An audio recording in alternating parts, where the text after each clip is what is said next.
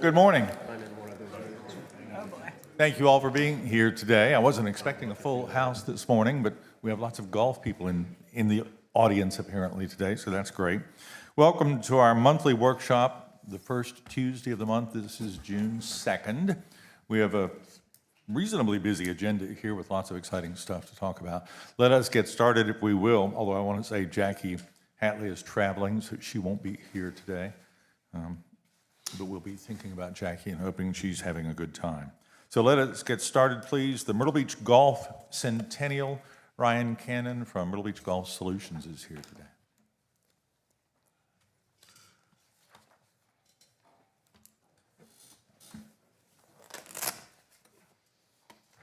Some other folks are going to join me as well.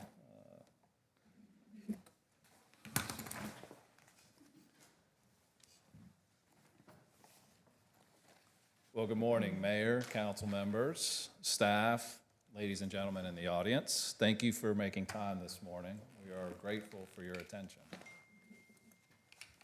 Myrtle Beach's first golf course opened in 1927.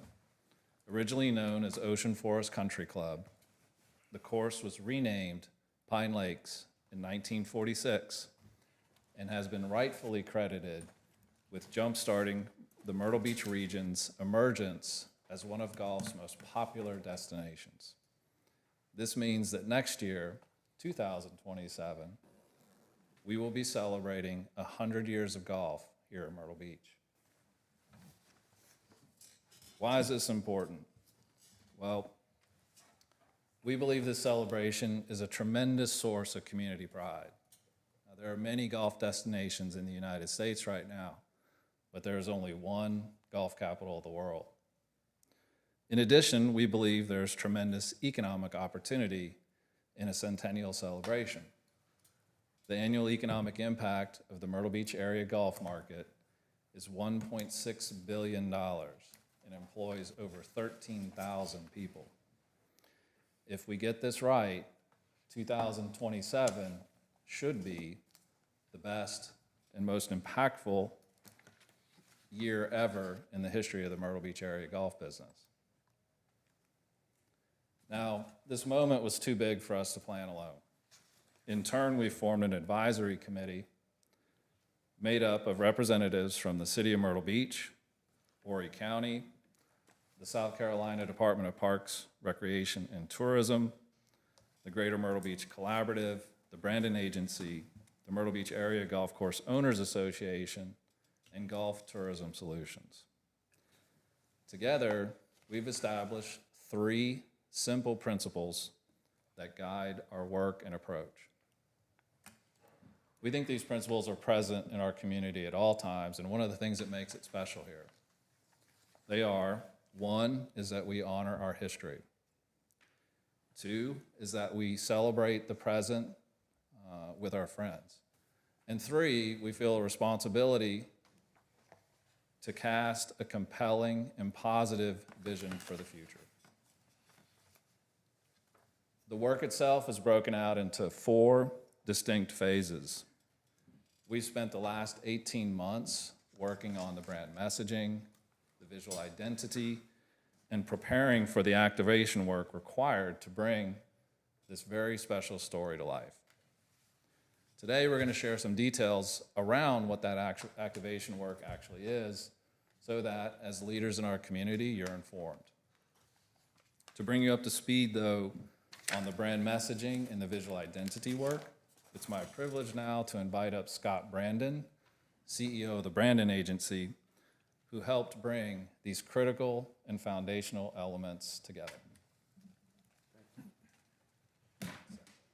Okay. Good morning. How are y'all? Good morning. I'm not nearly as polished as Ryan is as a speaker, so you'll have to deal with me. But before I jump into the presentation, I thought I'd give a little context. I was born in Myrtle Beach. I've lived here my whole life. I've watched this place grow from a small, sleepy little coastal town to the tourism destination it is today. And, professionally, our agency, we've worked in golf tourism marketing. We work for the predecessor to Golf Tourism Solutions. We worked for Myrtle Beach Golf Holiday from the mid-1960s, which was when I was born, so I wasn't working on it back then.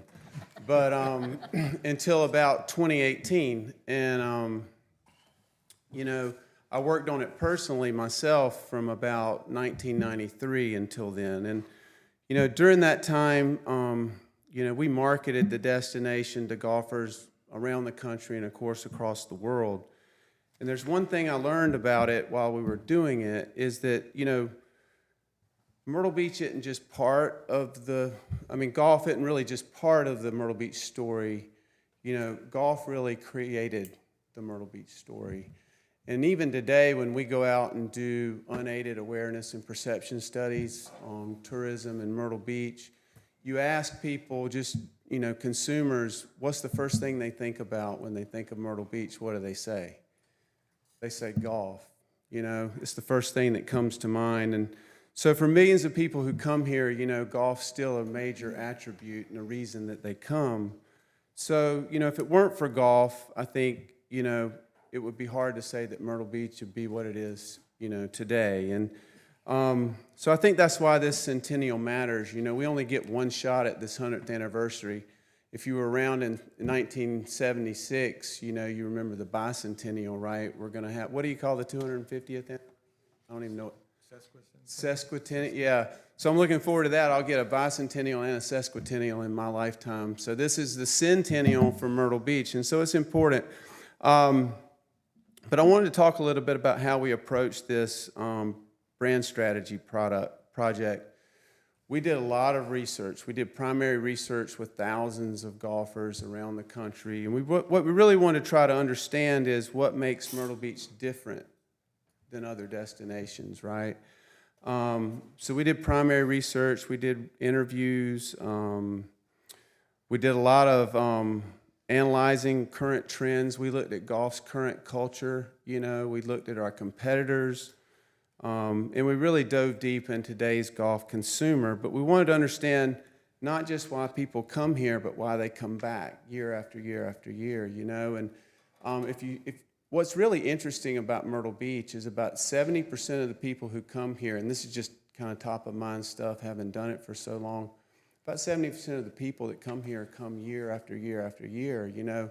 Part of the reason people move here so often is they come here, they love it, and of course they want to buy real estate here, which is problems y'all have to deal with, right? Which is great. But, you know, what the research that we did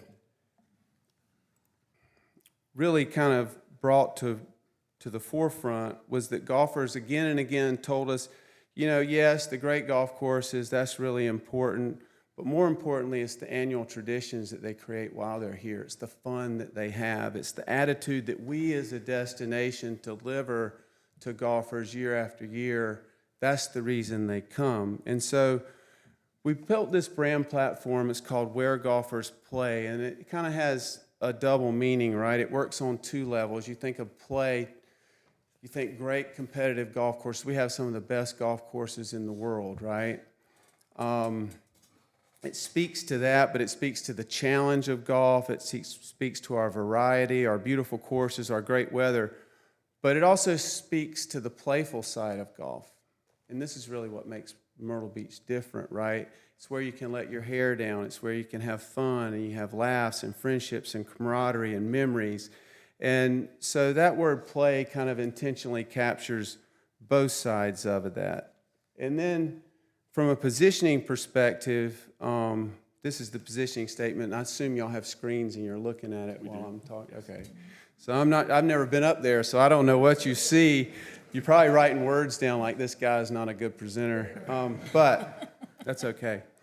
But on the positioning part of it, you know, so much about golf is stuffy, right? A lot of people think golf, they think velvet ropes, private clubs, and they use the word exclusivity, right? What does the word exclusivity have? It has the word exclude. Well, Myrtle Beach never had that. It's always been include. It's been come, have fun. This is what it's all about. And so we didn't want to define Myrtle Beach that way. And over these 100 years, we really believe that this really encapsulates Myrtle Beach golf. You know, for golfers who play for the laughs as much as the leaderboard, Myrtle Beach is golf's playful side, where good times matter more than good form. No gatekeeping, no stiff collars, just open fairways, cold drinks, and stories that grow with time. And that's where we are with the positioning, right? In the way we want to celebrate this 100th anniversary. And I think this positioning will live on past that 100th anniversary, right? So the next thing is just talking about the visual identity system we've built for this, and I won't spend a lot of time with that, but we really took that positioning statement. We wanted to build a visual identity system that celebrated that 100 years, that, you know, but we also wanted to do it in a way that remained connected to the current brand. So we didn't want to venture too far off of that. And so the goal was to create something that felt iconic, you know, modern, energetic, and worthy of a centennial celebration, still reinforcing that message of where golfers play. So this can, you know, this visual identity system can evolve. It can evolve across events, merchandising, advertising, PR, and a lot of the things that Kyle's going to talk about when he comes up. But in closing my part, I just want to talk about, you know, I think this anniversary represents a whole lot more than a marketing campaign. I think it's an opportunity to celebrate one of the most important economic and cultural success stories, you know, in Myrtle Beach's history, really. And of course, we're here to ask for money, right? But it's to help really do more than we normally do in an ordinary year marketing Myrtle Beach. You know, because for 100 years, golf's really helped shape our economy.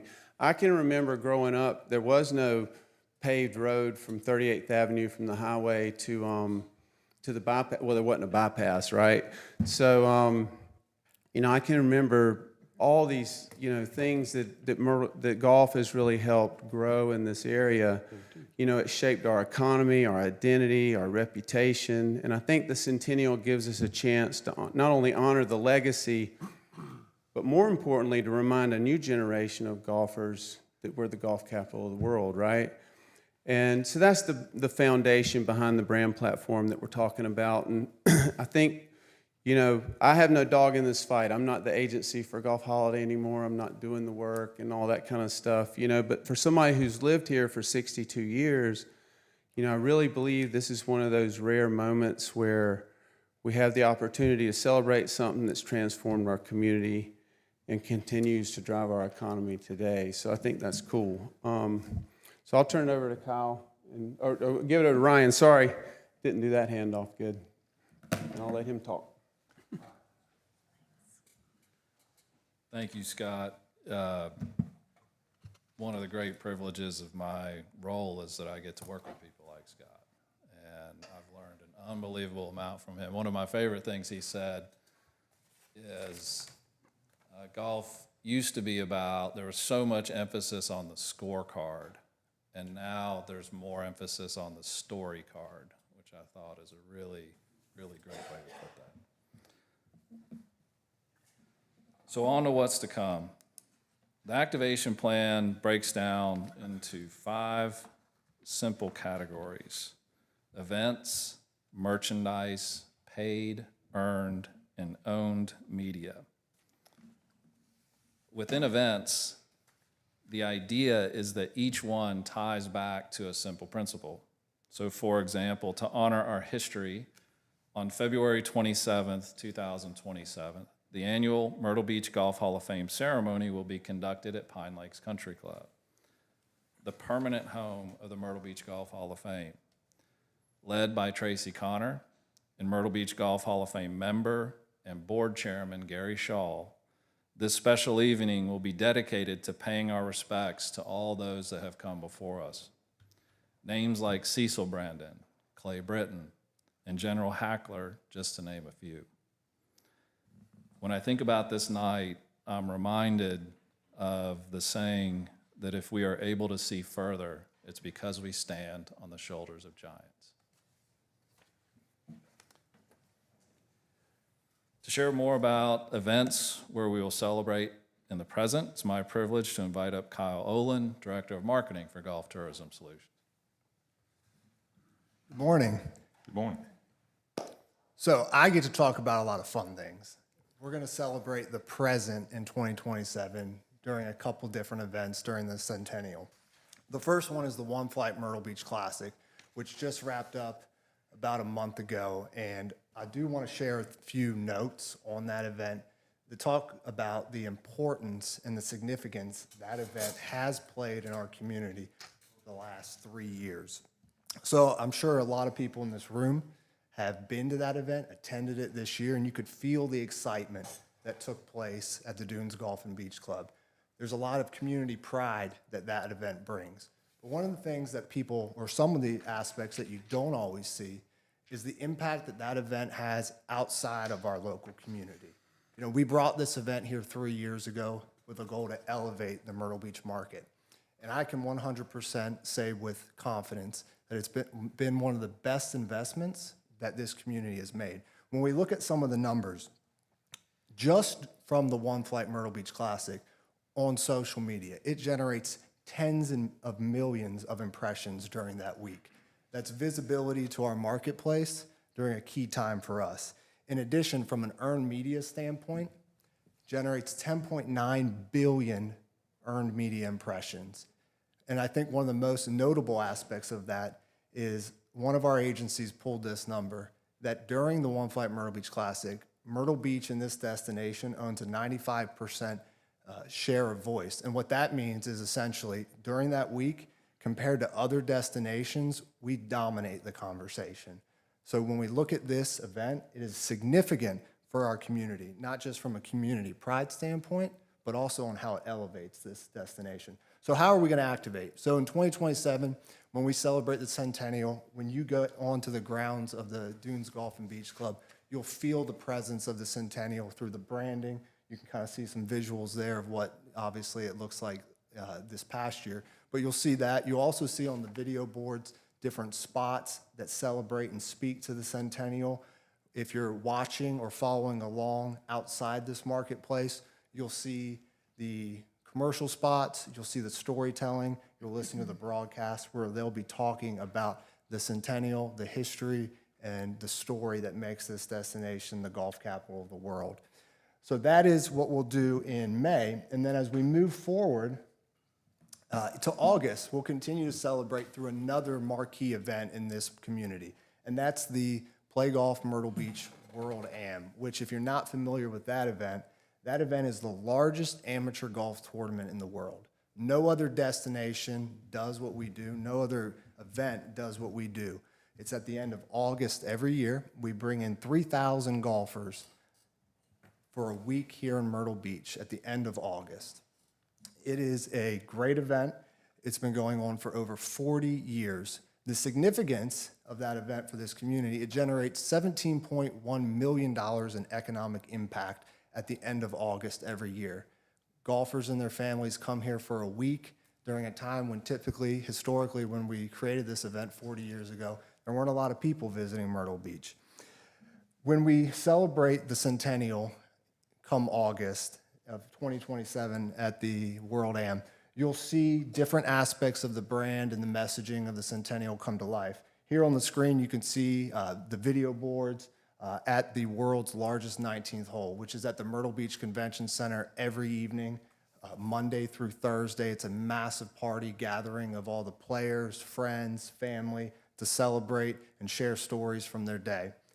As they're there in 2027, they'll experience, obviously, the centennial coming to life, and they'll also be able to, there'll be a lot of different content and stories that come out from the social media platforms for the World Am, which generate over 1 million impressions as well.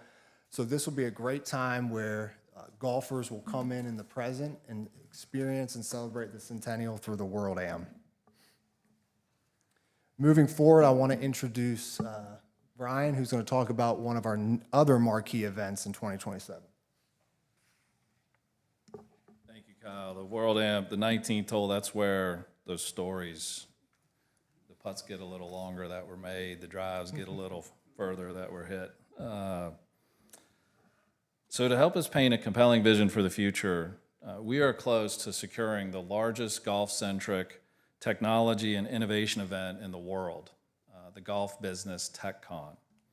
This event is conducted every 2 years in October by the National Golf Foundation, National Golf Course Owners Association of America. In 2025, this event was conducted in Frisco, Texas, in northern Dallas suburb. If we are successful in securing this event, hundreds of golf business executives will come to our community and represent this represents an incredible showcase of the future of golf technology with Myrtle Beach as the background host, which is really an incredible chance for us to showcase the future of golf. On to merchandise. In August of this year, a merchandise component will go live with playgolfmyrtlebeach.com serving as the primary outlet for Centennial gear for people outside of our region. Then in the spring of 2027, local golf shops will serve as the distribution outlet for visitors and residents. Kyle's going to come back up to touch on paid media briefly. Yep, in addition to obviously the activations and events we talked about, we are going to launch an integrated paid media marketing campaign at the beginning of 2027. That'll be a national campaign in all of our major markets, both regionally and both direct flights across the country. So those that are in these markets, as they're scrolling, watching, listening, they'll be fed and serve different advertisements in and around what we are doing. But it's also not going to just be a national and regional campaign, but it'll also be local as well. And the reason behind that are two reasons. The first is our local community. This local community and the individuals that live here are the men and women that have made and make the golf capital of the world the special place that it is. So we want this local community to feel a sense of pride as well, that, hey, we are the golf capital of the world. We are celebrating a big moment in our history. So as they're scrolling, driving, watching, they'll see advertisements as well. The second aspect from that is all of our visitors, our millions of visitors that come here annually, that is there in market. They'll see and experience this celebration as well. Again, as they're driving, scrolling, listening, watching, they'll see this advertisement and this campaign come to life. Next, I'm going to introduce Kayla, and she's going to speak on the next activation. Good morning, everyone. Thank you, Kyle. Yes, so as we continue to activate here, I'm going to share about how we're going to make that presence so stand out to our community with a mobile placemaker. And that mobile placemaker, what those do, they create so much value. And as this showcases the 100-year centennial for Myrtle Beach and the golf capital of the world, it's going to create so much more visibility to not only share with our community, but also invite that audience and reach a greater audience with that. And also one of the key pieces of that is it builds the sense of community. And so we want to share with all our visitors, with our community, and find this special place for everyone to gather and be shown. And also it creates an opportunity for them to share, as you can see, and create that social media piece as we look at. And so on this slide, you'll see a few examples that occur in the golf industry as a whole right now. For example, the US Open, the Players Championship, and also the PGA Championship. Those mobile placemakers are a huge piece of where people gather. They create memorable experiences, and they share their memories not only with their families, their friends there, but all across their media platforms. And that's what we want to do. We want to bring something here to life where people are excited to come and they're a part of this special monumental moment in Myrtle Beach and for our community, and not just bringing everyone together. So with that, we're excited to really have this collaborative effort. So first, being part of with Horry County Schools, we're gonna work with the school systems to create a design contest for kids K through 12. And so we're reaching through the eyes of young kids and seeing what golf means to them.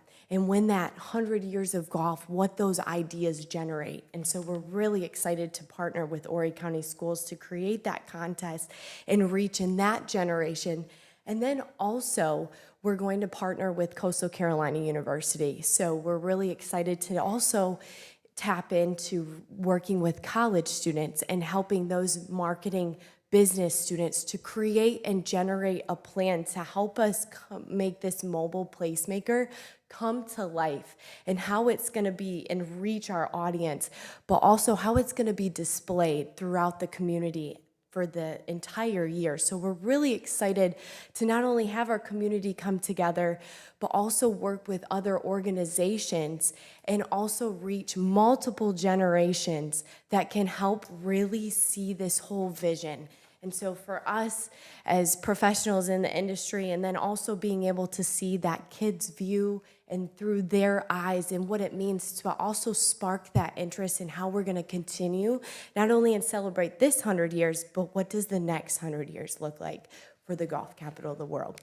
And in that, in addition to help make this plan from, working with the CCU students and from the design contest of Horry County Schools with the students, we're going to see, and we're really excited to also bring in Little Spiders Creation, who's going to help us design and create that vision, that design that wins, and bring that to life in a statue that's to be displayed in our community. And so the really unique and creative piece, and what we're so excited about, is our community coming together across multiple organizations to really help bring us to life. And as it speaks to what we stand for now within our golf community, is we work collectively together to elevate and advance, every day. And so to really just stand behind that and to bring it to life, we're really excited. So with that, excited to share just something here. So you've seen some current, examples of the golf industry as a whole, and we're going to bring it down, something closer to home is just a mobile placemaker showcased, not only at the Myrtle Beach Classic, but also at our World Am. And in this special moment with our special guest, Mr. Dwayne Parrish, and also Mike Wan, you see this memorable moment, right? The joy in their faces and having this special spot. And I can tell you there were so many thousands of photos taken there, right? But we wanted to capture this one and what that speaks on. And so just bringing this and continuing to elevate, but not only giving 4 nights of this wonderful, a week of celebration, but also just throughout the entire year as we celebrate the centennial. So yes, excited to have that mobile placemaker come to life and the value that it creates. At this time, I'm excited to bring Ryan back up to share. Thank you, Kayla. We couldn't think of a better way to engage our young people than to ask them what they thought about the future. Ultimately, it's going to be their future to own. So we're really, really excited about that. And thanks to Clifford Jones and Dr. Elizabeth Delagraze, who's a professor at Coastal Carolina University, for quarterbacking both efforts. The last area here of the activation is owned media. So there's a major long-form original content plan that's in motion. The Golf Channel and Golf Pass, operated by Versant Media Group, is the largest digital and television platform in all of golf. In partnership with Golf Tourism Solutions, we are producing and distributing a 3-part long-form docuseries with episodes being released throughout 2027. Each episode will air digitally on Golf Pass and on linear television via the Golf Channel, no less than 5 times each.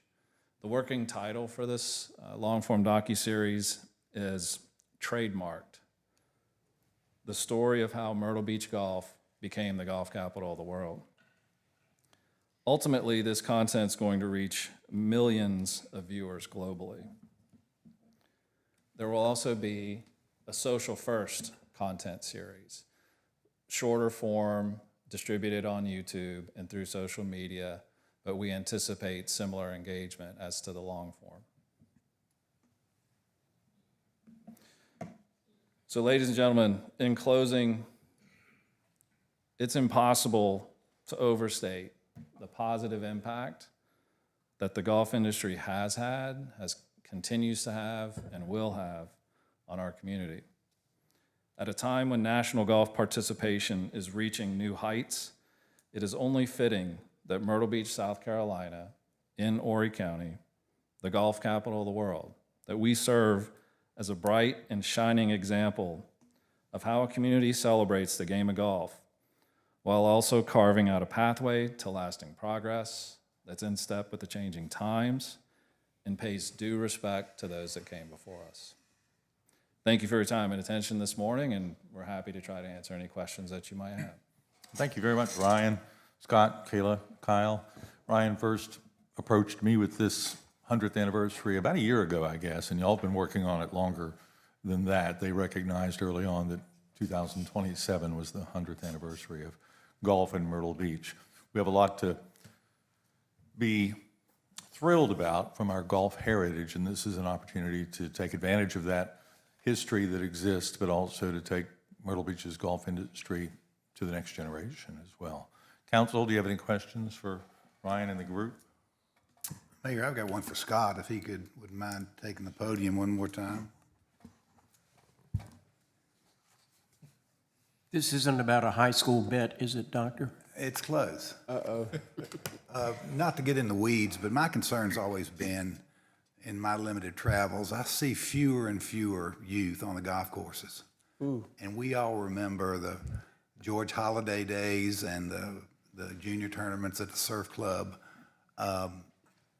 My wish or hope would be that we could birth something here, and something may already exist with regard to a top flight junior tournament. I mean, a regional junior tournament that could be incorporated in the framework of this event, and also perhaps a parent-child tournament.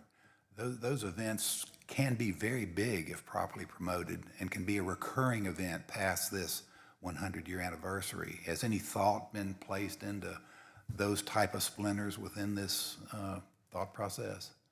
Well, it's interesting you called me up to answer that question, because I'm not the event guy, but Ryan, do you want to answer it? I mean, but I would say I used to play in the father-son with my dad. That's why I called you Yeah, up. it was really cool. We won one year, by the way, just because I had a really bad handicap. But those are great ideas, and we should latch on to them. So in the junior space, there are several existing marquee from elite juniors down to high school juniors down to anyone, any level of player that do currently exist.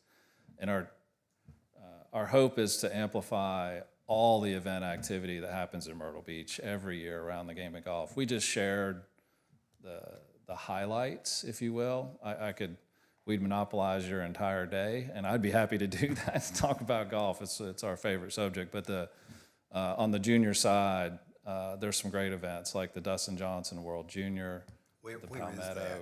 What's that? Where is that? Is So my the point. DJ is played every year at TPC Myrtle Beach. Great. And then the Palmetto is another large high school junior event every year. And then keep in mind too that kids play free in Myrtle Beach, and that's been true now for years. It's an incredible benefit for both residents and visitors to bring kids to Myrtle Beach and introduce to the game.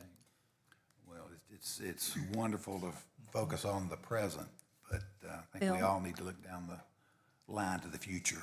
Yes, ma'am. I thought one of the cool things that they did this year was to invite all of the high school championship tournaments that have been happening across the state. They all came to Myrtle Beach and played their state championship tournaments here. And then all of the kids that played got tickets to go to the One Flight Classic, and they brought their families. So that was a pretty cool energy. Hopefully that'll establish a tradition there that's kind of in line with what you talk about. It's an amazing opportunity. A lot of folks worked really hard to make that possible. And we did host the 2002 tournament for a little history where Myrtle Beach won the championship. Perfect. But 1 golf championships and 10 tennis championships. So you see, we want to emphasize golf too. No doubt. Anybody else? Yeah, Ryan, notwithstanding Pine Lakes, because it's going to kick everything off, what plans, if any, are made to really highlight the Whispering Pines, which the city owns and tries its best to maintain? So how are we going to include them in our 100th anniversary? Yeah, it's a great question. The Whispering Pines story, again, and we just touched on the highlights, but they are part of that story, a very unique part of the story, as the entire Air Force Base. There's this really, as you dig into that, there's so many members of the United States Air Force who lobbied hard to be stationed in Myrtle Beach. They came here, did their service, and then they went on to work in the golf business. And that's a really, really unique story. I mean, there are dozens, if not hundreds, where that's true. And Whispering Pines is home. Literally, they built, some of them are with us. Gary Shaw will tell you.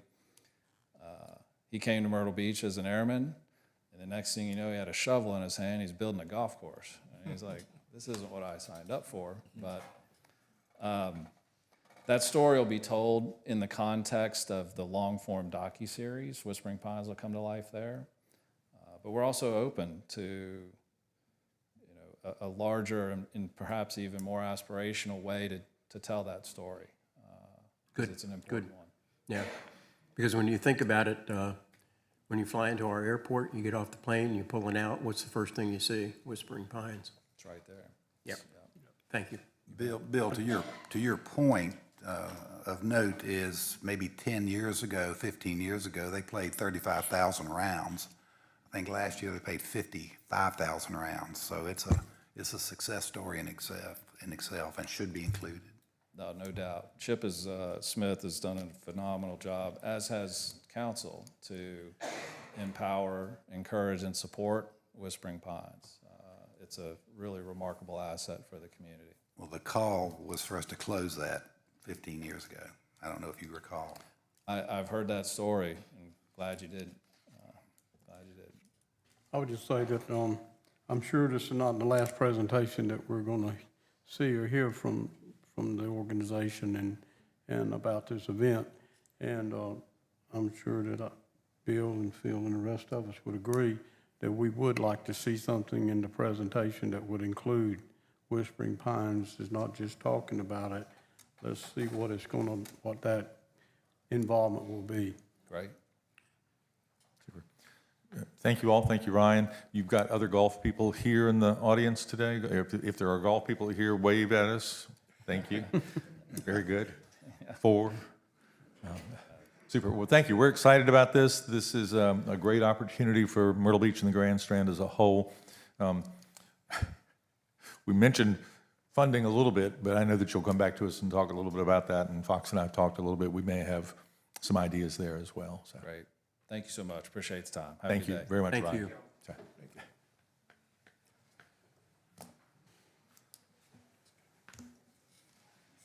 Sorry. The golfers are welcome to stay, but it's a beautiful day out there. So.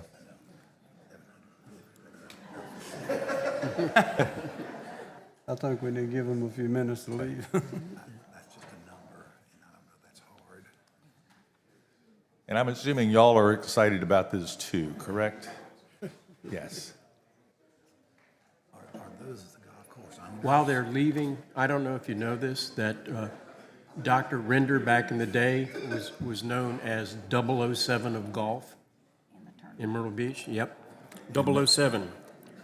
0 pars, 0 birdies, 7 3-putts. That's pretty close. That's pretty close. I think so. Coach Floyd on the golf course.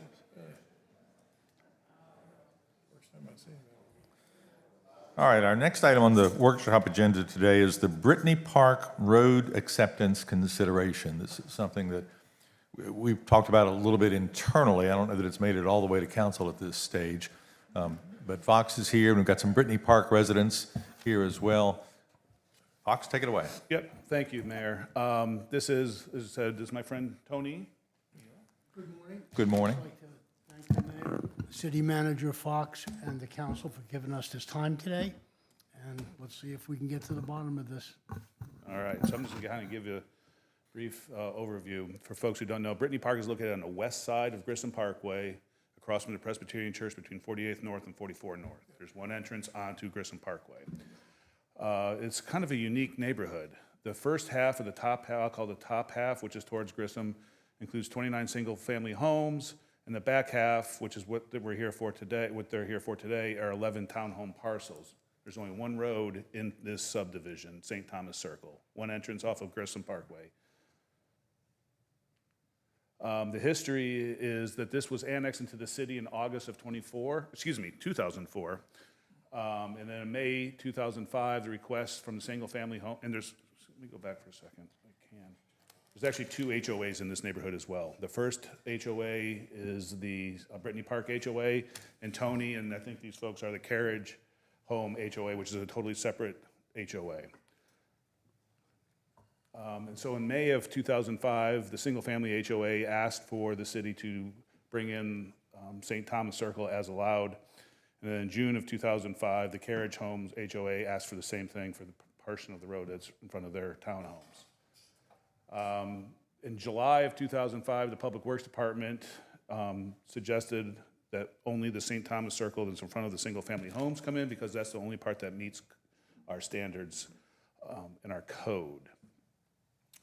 And the Planning Commission made a recommendation to council in December of 2006 to not take any of the roads in because of these four reasons that are outlined here. But as we all know, Planning Commission is just an advisory body, and council passed just the first half to take in the road, the first part of the neighborhood in December of, 2007. They decided to take in the first half of the road. So the first half of St. Thomas Circle is a city road, but the back half, where Tony and these folks live, is not. Fast forward to 2026, and there's some issues that is created, and Tony and his group would like for the city to take in their portion of the road, even though it doesn't meet standards. That's what their request is. They've spent some money, considerable money, on resealing the roads, and I can let Tony take it away from here and explain to you what the formal ask. Basically, how we feel is the road that was taken over is approximately 3,000 square yards of paving. And what's left, our section of it, is 1,600 square yards.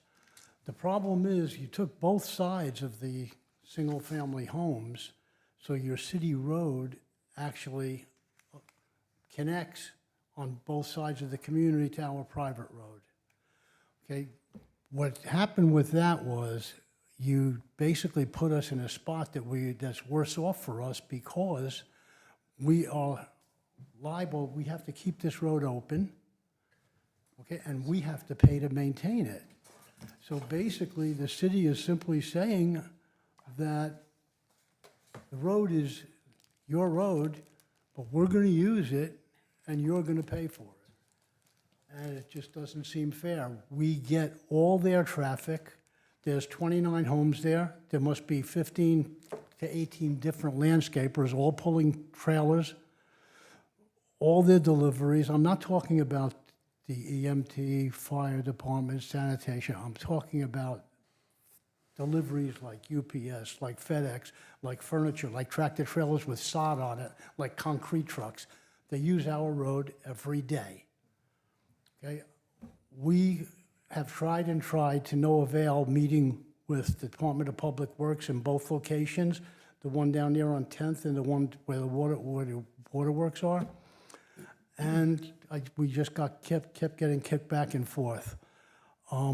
Finally, I brought the attention to City Manager Fox, okay, and he basically had an open door to me. He understood our dilemma.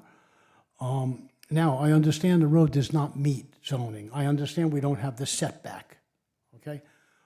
But there's a variance to anything. I'm here just appealing to your sense of fair play. Okay, we even went as far as to apply for a traffic barrier, which we really didn't want to put up. okay? One of those single-arm things, okay? We didn't want to put it up, but we applied for it because it would be a way to restrict the traffic. I went to 10th Avenue and I applied for it. Police officer there that put me on the phone with a gentleman. Guy knew all about Brittany Park right away. The first thing he said was, "I'll deny that the second it comes in." Couldn't even talk to anybody. If it is a private road, okay, and it's our property, I feel that we're just being forced to maintain it and to open it to anybody who wants to drive on it. And there is wear and tear involved in these roads. We've already sealed it twice. I can't seal it anymore, okay? Basically, what we're doing is putting lipstick on a pig. So it's a situation to where our community is 44 units and 11 buildings. Okay, we're primarily senior community, 34 seniors own it. And the cost being incurred, I could understand it, and I wouldn't be here and if it was only my cost. But it's not my cost. Not all of it's my cost. And basically, that's where this whole thing is. And if we can't get the roads accepted, I need to know how I can restrict the traffic. I guess we're just appealing to your sense of fair play. And that's what we are. I mean, I can go into the meeting minutes and stuff like that, but that's you guys have all that Sure. information. So it's not going to get us anywhere. And I think we've spoken, and I know I've talked with Carol as well. Right, the president of the board, So, right. By the way, that's our board back there. So, hello. Thank you for coming today. I think the approval process or the disapproval process is even more convoluted than Fox went through at some point. You have a loop road that serves two neighborhoods essentially, but you can't divide the neighborhoods. They are connected by virtue of the road. Right. So my first question is, how far off from our standards is this unfinished portion of the road? All of where it's variances, but I know the right-of-way is a big deal, and there's not enough room to get to the 50-foot setback in the right-of-way. That's the big one, and I don't know about So the is state. it 30 feet? Is it? I'd have to go out and look at that, but I do know that when this was built, this was actually built to county standards originally when it was then annexed into the city. But we can probably get you a list of where it's, I know the right-of-way is the big one. Well, let me go to the next question then. We're serving you, because you're city residents, with solid waste collection. Right. We're serving you with fire trucks when necessary. So while it doesn't meet the standard, or have we had difficulty getting one of our larger, heavier equipment vehicles back there? Okay. And When the city just paved the front section, okay, they had no problem putting their paving equipment on not my road, our road, and that was some big equipment. Yeah. There was no problem putting it there all day. Parking it there all day. While this doesn't meet our standard, and that if city council chooses to approve the acceptance of this inferior piece of roadway, and that would be an exception, it would literally be an exception. It wouldn't be we wouldn't be setting a new precedent along the way somewhere. This is from 20 years ago, where we had Exactly. the opportunity to fix it at that point and didn't. I would even say, you don't have to, even if you didn't adopt the roads, okay? What happens if we gave you an easement in perpetuity, and you, for that easement, gave us maintenance on the road? We would still own the road, we would still insure the road, but we would have an agreement that might be a workable solution. All we're looking for is the maintenance of the road, not the finger roads, just that one loop. It's 1,600 yards. And we're maintaining the two ends of that loop currently. Yes, both of them. See, the way I look at it is the city shouldn't have if they weren't going to do the whole loop, they shouldn't have taken any of it. I believe it was a mistake 20 years ago. And that's basically where we are. Do we know what the cost is? I know we just paved the front sections in the last couple of months. Right.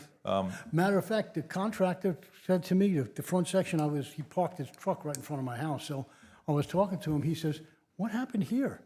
He says, it would be so much easier if we could just go around this loop. He says, I got to keep staging it at different sides of the community. And then how often would a road of this nature need to be paved? Well, the front was paved, was I'm thinking 21 years? Yeah, every 20 years typically Yeah. is what would come to Yeah. mind for me. Yes, sir. Okay. So it's not a recurring, it's not an often recurring expense anyway. So, Council? Couple things. First off, actually, I believe it's the first I've heard of this request. I don't recall hearing about it before. Could be, but I just don't recall. Thing that I would want to see before we do anything, I'd like to see what the width of the road is and all, and what the code is requiring for a street to be accepted in the city of Myrtle Beach. And I do have, quite honest, is this we're setting a precedent or is it an exception? So I think those questions have to be answered. If there's a way we can do this, that we just don't open up, well, I've got a 10-foot road I'd like to get put in the city too. I mean, I understand what you're saying, sir, but there's also some things that we do have to take a look at and be considerate of before we make a decision to accept. In my opinion, to accept any road, it makes no difference where it is in the city. And so those are questions I would like to see answered before we could move forward. And your memory on this may be better than mine, but part of the conversation, yes, yours, part of the conversation was back in 2005 when City Council voted for this, that the original, and I'm doing this from my failed memory here, the original request was to take it all in, and then at some point, council limited that to just the first half? That's about right. That's a fair summary. They only took the first part of it in. It was this, to answer Mr. Louder's second piece of his question, we've been racking our brain, and I think this is the only neighborhood that has this type of situation where the first half of the neighborhood is public and the second half is private. We have a lot of private roads. There's no doubt about that. But this is this situation is very unique in that sense of that. We can certainly get the rest of the list if they wanted where it's inferior or insufficient, I guess. But this came up in 2005 is when it initially started coming. So I don't think you were on Council then. So, and it hasn't come up since. There's been no issues. Tony called up and I was like, what's this about? I didn't know either. I had to learn it all earlier this year myself. And the road width is the same as the front. It's exactly the same going all the way. But the right of way is not, and that's a big, The actual pavement is the same width? Yes, the road width. And again, we're not having any difficulty getting our heavy equipment through there to service your neighborhood? Tractor trailers through there. Okay. Anybody else? Yeah, I agree with Mr. Louder. We need to really take a cold, hard look at this. But you just mentioned that this is the only neighborhood or the only situation like this within our entire city limits? that we have found. I'm not making that definitive, that no one's brought another one like this to our attention. Right, and knowing what you guys do, you've already taken a pretty good look at it anyway. Yeah, okay. Asking people going through memories or anything like this type of thing. We haven't. Right. And maybe we could find that out. I'd like to find a way, some way, that we can help these folks. You offered us an alternative of what if you give us this and, I don't know how that plays. I don't know, that's the reason my third part of it would be to seek counsel. Right. See whether that's doable or not, because when I look around, I'm seeing expressions like, so sometimes that tells me that maybe that's something we need to dig into the weeds on before we go that route. But listen, I get it, and if there's a way we can do this and we don't just open up, as an old Southern expression, we don't open up a can of worms by doing it, then I'm all in. It does make good walking around sense to go ahead and pay and go ahead and take it into the city. But there again, take it into the city to take over the road. So I'm willing to listen and see if there's a way to do it, and if there is a way we can do it, then I'm all in to do it. But I just want to make sure we dot the I and cross the Ts first. And one thing, I've got a question. I guess the proposal is that we would take the road and not the finger Oh, right, no, the edges. finger roads are, But then what worries me is eventually somebody's gonna come back and say, oh, well, you took this and now we can't maintain these. the finger roads would not meet any, regulations or codes. The finger roads are basically extensions just to get to the other side of the houses. They're really not roads, they're almost They're like driveways, driveways. yes. Could you go over that again? I'm sorry? What exactly they want us to take in? You see with the yellow line, I do. it kind of just goes around in the circle, just the circle. The finger roads are the ones that are kind of going up, look like driveways. So they're asking us, yeah. You have a pointer you could, Unfortunately, there is a pointer, but it doesn't work very well on the TV screen, on the On screen. the screen. So I can, when I get over there, I can explain to you. It's the rest of that loop right there. It's just a loop that goes around with the yellow, connecting the yellow and one, just finish off the semicircle, if you will. Show it to them. okay, very helpful. See all these finger roads? Gotcha. Okay, they're really like driveways. No, I got it, sir. This road is the same width as Thank you. Yes, sir. I'd like to see us, if we can work something out, but I was gonna ask something, Will probably don't wanna talk about it here, but can you take a look at this and see, It come is back with some something kind of recommendation or something? Sure, I'd be glad to. It's a unique situation. It is a very unique, appears to be a very unique situation from what we've discovered. I've been sitting here trying to rack my brain and see why we did this back in, I mean, we went against what, planning commission, but I thought there was big support from the neighborhood to just take this in. That's, I don't want to call any names, but I remember talking to someone who had, actually, this person had 2 houses over there.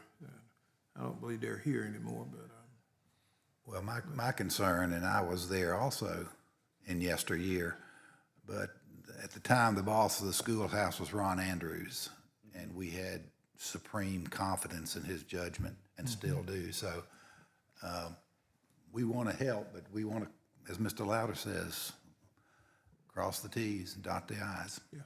And I'm in the same boat as you guys are on this one. We've been racking our brains how to do this thing, but it makes it's common sense. But Yeah. common sense isn't always common either, so. Amen.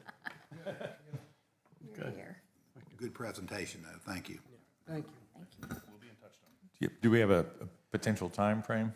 I gotta get some of the notes, some of the stuff, we gotta talk with staff about what is sufficient, and then we gotta talk to the attorney a little bit, so give us a little bit of time, and we'll come back. Tony's good at getting. Well, in touch with for me. their benefit, are we talking a month, 2 months? Probably a month or two. Okay. Tony knows, Tony, I'll put it on my calendar, 60 days. Well, they, and all due, transparency, Tony and I do go to church together, so. that's fine, exactly. But they've made a point to come and sit and, And Carol. Thank you. thank you all. Thank you all. All right. You can stay or be like the golfers and go enjoy the day. I think they're ready to go enjoy the day. I think they've had all the fun they can stand. All right. You need to speak? Come forward. No, gotta come. You gotta come. Got- I don't hear well. I have hearing aids. Okay. And it's confusing to me. That's why I was getting on the edge of my chair. But we have some neighbors, Emily Ann Skews wanted to come today, and Mr. Render, she knows you.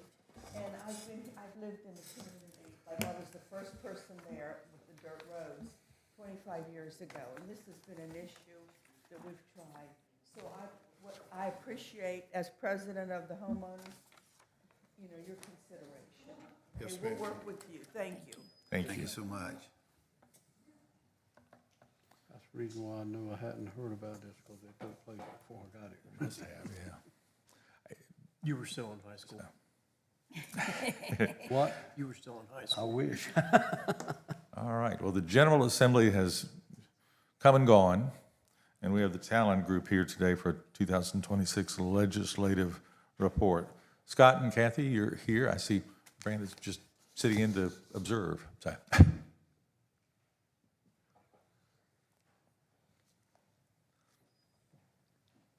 Good morning. Good morning, Mayor, members of council. It's nice to be with you again. I wish the statement you just made was true. That they've The come and General gone? Assembly has not come and gone. General Assembly is actually well underway. And every year that I've been involved, you say it's more and more interesting. This one certainly fits that bill. Catherine and I are glad to be with you. Like to make a couple points and updates, and then certainly leave some time to answer whatever questions you may have. One of the reasons that the General Assembly is still meeting with probably, just got an update as we were sitting there, about 10 conference committees that are yet to meet. One of those is the Budget Conference Committee, which is obviously important to a lot of people, including this council, but they meet for the first time this afternoon. A little bit delayed in the sense, as many of you following the news have probably seen, the last couple weeks of this legislative session were dominated by a redistricting debate that went nowhere ultimately, but certainly took a lot of time amongst the members of both the House and the Senate and their respective staffs. So a lot remains to be done, even though obviously we're in June, and typically the session would end by June 30th. So our report today may be a little bare because there are a lot of things that are still left undone. Let me touch on a couple of those things. I'll start with one that is done. We talked with you before, have had several conversations with staff about the tourism development fee bill. That bill did not pass this year. In fact, it was not even given a hearing on the House side. I reached out to Representative Herb Kirschman, who sponsored that bill from Beaufort County last week, to see what his thoughts were going into the off-season, were there going to be any meetings that would be held in Columbia to discuss that, potential pre-filing of the legislation next year, and I've not yet heard back from him. So that is a topic that we will continue to monitor and keep everyone apprised of. I know there have been conversations at the local level that we have been briefed on, and will continue to stay in those conversations as well. Second, the budget that I mentioned a minute ago, when I was last before you, we had discussion about priorities for this council, some requests that had been made by members of the local delegation, and then some other commitments that had been made, frankly, prior to our engagement that involved the area, but may have not have been something that was directly before the council. And specifically what I'm referring to there is an airport project. That we learned was a priority amongst certain members of the Horry County Senate delegation. There was language that was passed in the House budget that would help the runway improvement project at the, in the Senate budget that would help the Myrtle Beach Airport in particular. That was changed in the House. And so that funding debate that is an annual debate now amongst the commercial airports in the state of South Carolina will continue as part of the conference committee's deliberations, which again begin this afternoon. On the House side, there was $2 million that was allocated for an Horry County Fire Department. Members of the delegation and members of the Ways and Means staff, and I say this with a smile, have not yet been able to define which fire department in Horry County that means. We are hopeful that that means the city of Myrtle Beach. Catherine will be leaving just after this meeting to go and participate in the conference committee meeting this afternoon. So that is something that we continue to monitor and see. Obviously, that was less than the requested amount. Two things, I'm not giving these as excuses by any stretch, but just situational awareness. Keep in mind there were no earmarks in Columbia last year as part of the budget process. And so what you saw, if you look at what was passed in the second version of the House budget this year, were a lot of projects that received far less funding than requested. Most of those projects were not in the Senate version of the budget. And so that is, again, a big difference that the conference committee is going to have to work through. One thing that may help is since the second version of the House budget passed, the Board of Economic Advisors issued a revenue update that was positive. So the conference committee has a couple of options. Don't know which way it may go yet. One is that they can request free conference powers from both bodies to reallocate money within the plans that have passed this year. That's one option. Another option that we may see, don't know yet, is there may be a supplemental appropriations bill that is passed either later this year if the adjournment date is extended, or it could be one of the first items that's taking up when the new General Assembly convenes in January. Obviously, at that point, there will be a newly elected House of Representatives. There will be a newly elected governor of the state of South Carolina, all of which could play into what any potential supplemental appropriations bill looks like. The other thing I'd mention on the budget, and then I'll turn it over to Catherine, and then, like I said, I'm happy to answer any questions that you might have. The local development project that we discussed previously had a $25 million earmark request that was put in. On the second version of the House budget, there was $8.25 million allocated for that project. A lot of questions remain as to how that funding, one, might be maintained as part of a conference committee, if at all, because it had $0 funded in the Senate version of the budget. The other the big question that remains is, since that was not the full request, what could be done, if anything, with that money at present, and how, if it is allocated through the budget process this year, it would be dispersed. And so those are some questions that remain. We've had conversations with staff. We had conversations as late as last week with Representative Britton as to his understanding of the project, and so he's looking for some clarification on that as well. So I just bring those items to your attention. I'll let Catherine touch on a few things because she does need to get back to Columbia, and then I'll come back up and answer any questions you might have. Thank you. Good morning. Morning. Nice to see all of you today. As Scott mentioned, I'll be leaving shortly to go back to Columbia to monitor the Budget Conference Committee and also the HEMP Conference Committee, which I know you haven't specifically asked me about, but you have many businesses here locally that sell this product. So we'll keep you apprised of both. I wanted to specifically talk today about where we are moving forward and what we want to do in the off session, because we feel like that's a very important part of our job.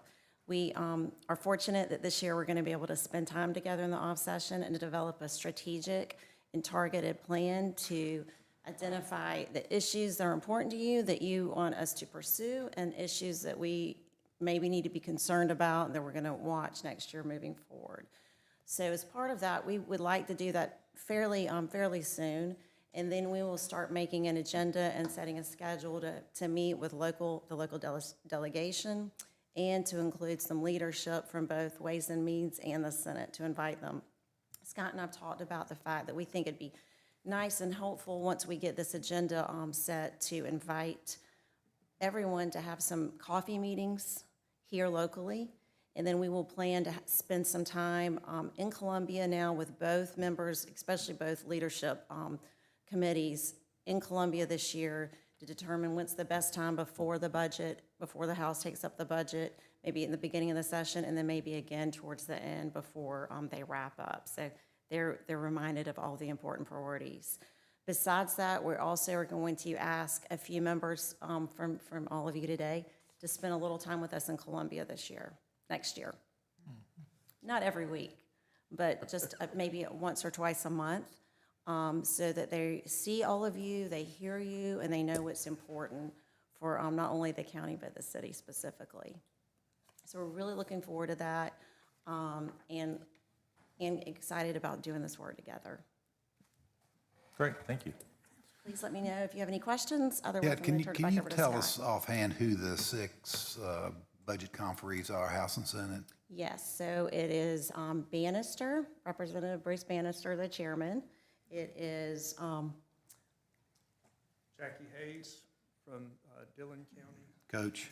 and I've got it right here. I'm drawing a complete blank. We'll figure out. You can send that to Fox, but That's I'm right. I have it right The here. Senate conferees are Senator Peeler, obviously Chairman of Senate Finance, Senator Davis from Beaufort, and Hutto. Brad Hutto from Orangeburg. And the other member from the House is Jackie Hayes, and No, I mentioned him. Hyatt, Representative Hyatt. David Is, Hyatt. is he the majority leader, or what's his, He is the majority leader. so the retiring majority leader is a conferee? Yes. From Pickens.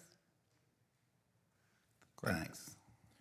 It does sound like there are more questions than answers at this point. Thank you for what you're doing. I like the idea of us getting together and developing a strategic plan this fall. As you point out, we'll have a newly elected House, to be sure, and a new governor as well, representing us. So, Senator, we're not blind to the position we put you folks in, coming in late in the game.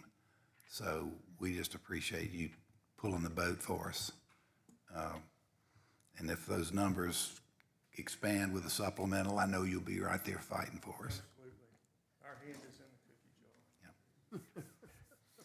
and we need to probably bring you up to speed on the conversations that have occurred regarding the pavilion site as well. So, Excellent. I was fortunate a couple weeks ago to be invited to attend a presentation. Oh, which good. was very helpful and Good. informative. And I think that's, obviously one of the key things that Catherine and I have talked about is when this session may ever end, working with all of you to find time to get together, to talk, and then how we incorporate the local delegation to do that. And let's really take advantage of the time that we're going to have this summer and fall before the session reconvenes. Because as you know, budget discussions in earnest begin on the House side as early as October. and we've had good preliminary discussions about the tourism development fee. We've sort of paused that for the summer while other conversations occur, but that's something that we can revisit this fall, sooner rather than later as well. Excellent. I've got a couple of quick questions.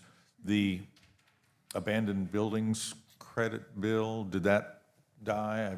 Where did that end No, up? that passed, actually. Okay. There was, last week of session, there were 3 or 4 bills that dealt specifically with tax policy that were given sort of priority and actually made it through.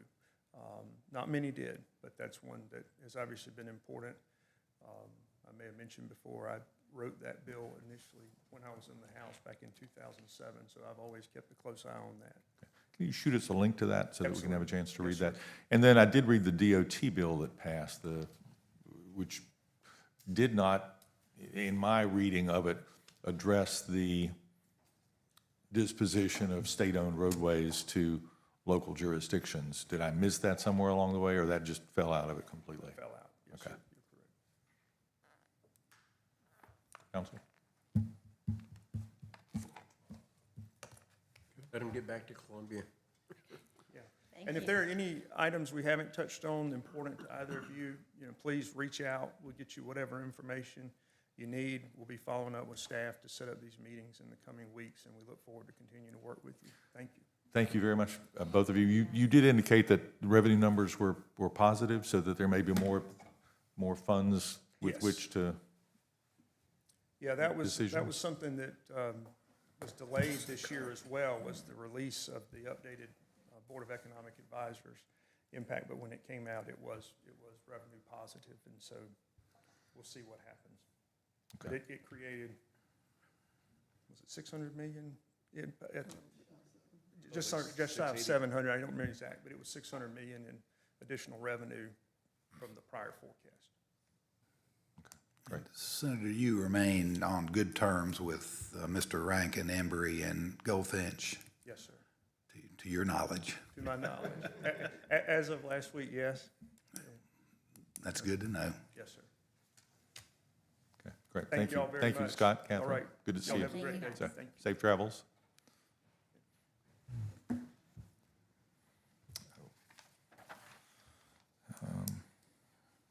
Thank you very much. We've got an update on the Youth Council. That was an idea that came to us a couple of meetings ago. I just didn't want it to fall off the table. I know that it's summertime, but it is something that we seemed interested in, and I wanted to see where we were headed with that. So Kevin is here to talk a little bit about that. Good morning. Good morning.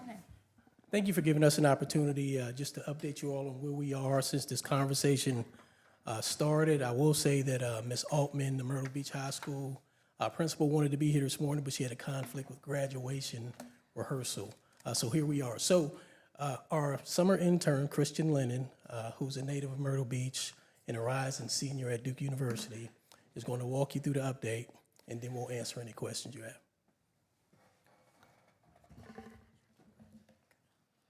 Good morning, Mr. Mayor and City Council members.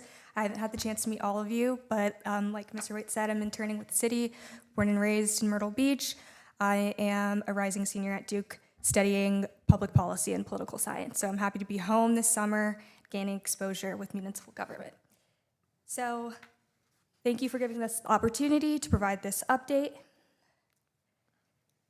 First, the purpose of this initiative is essentially to create a stronger connection between youth and municipal government. It aims to increase civic engagement and leadership skills, volunteer opportunities, and provide students with an opportunity to give youth perspective to council with issues that are citywide. In preliminary research, we had researched other localities and municipalities that have had similar organizations, such as City of Greenwood, City of Seneca, City of Charleston, Mount Pleasant, City of Inman, and the City of Conway.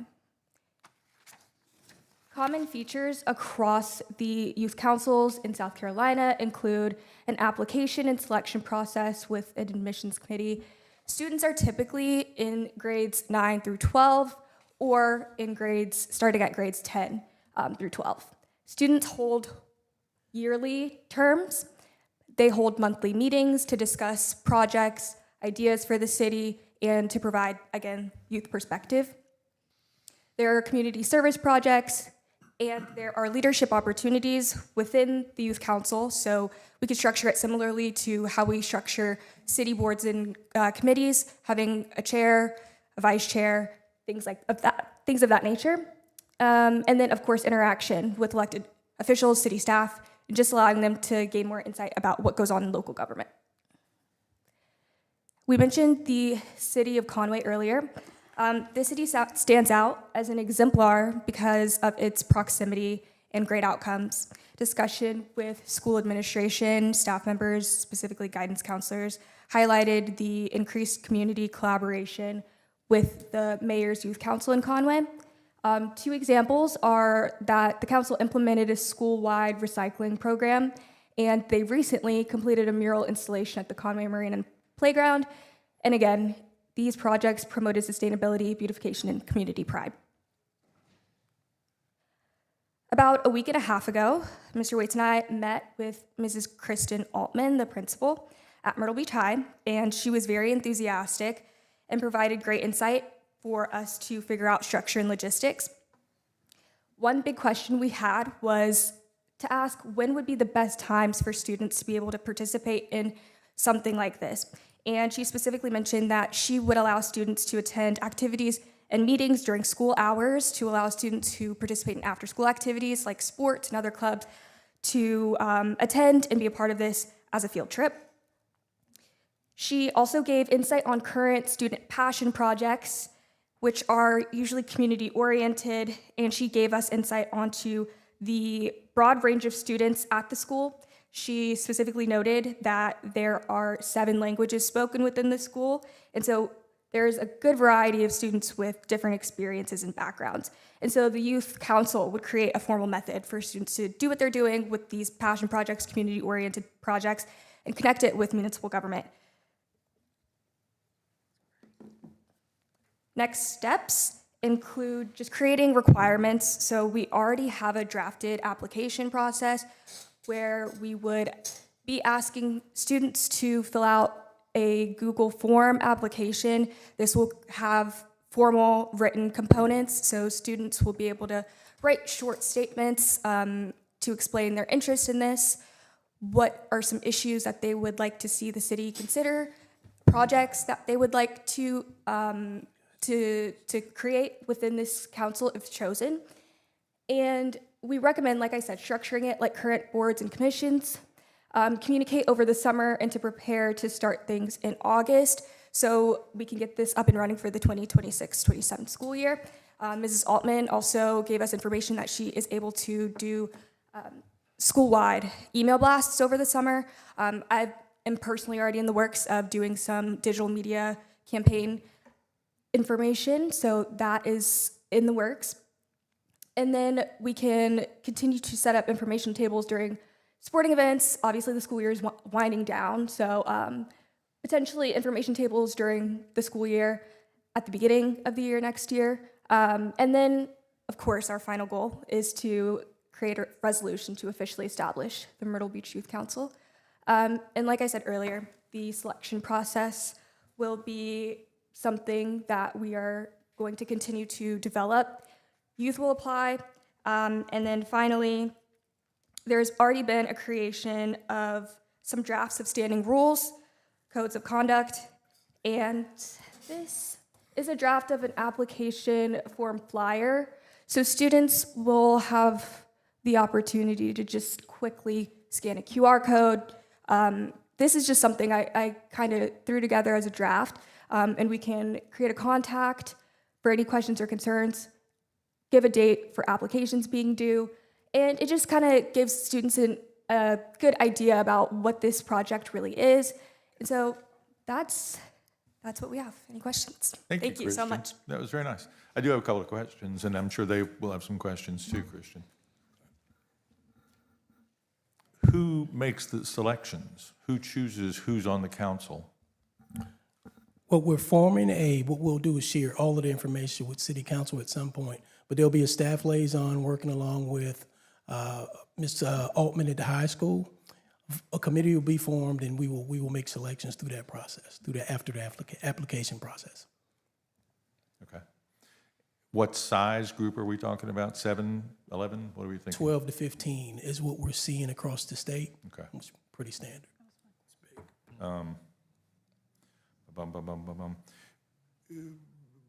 The two Conway examples were internal to Conway High School. I think in my head anyway, I was thinking that this would be granted inside the school system, but also citywide. Absolutely, and that's the plan. We just use that as a great example because they're pretty much next door and in close proximity. But the plan is, and we've been talking about it the whole time, is for the young people to not just represent the city, well, not just represent Myrtle Beach High School, but to be a mouthpiece and ambassadors for young people all across the city. Okay. Council? I think it's great. Yeah. I'm really excited about it. Cool. I learned a new term the other day. Last week I was talking with a group of young people, and I'd say young people like 19 to 35. That's young. Yeah, it's young. It's young to me too. They kept throwing out third spaces. I said, "What the heck is a third space?" And she's shaking her head because she's heard the term. Christian's heard the term before. But there's home and there's work, and then there's a third space. That interaction nexus that exists. That's not home or work somewhere along the way. That's why Starbucks is so successful. I thought it was Cameron Indoor Stadium.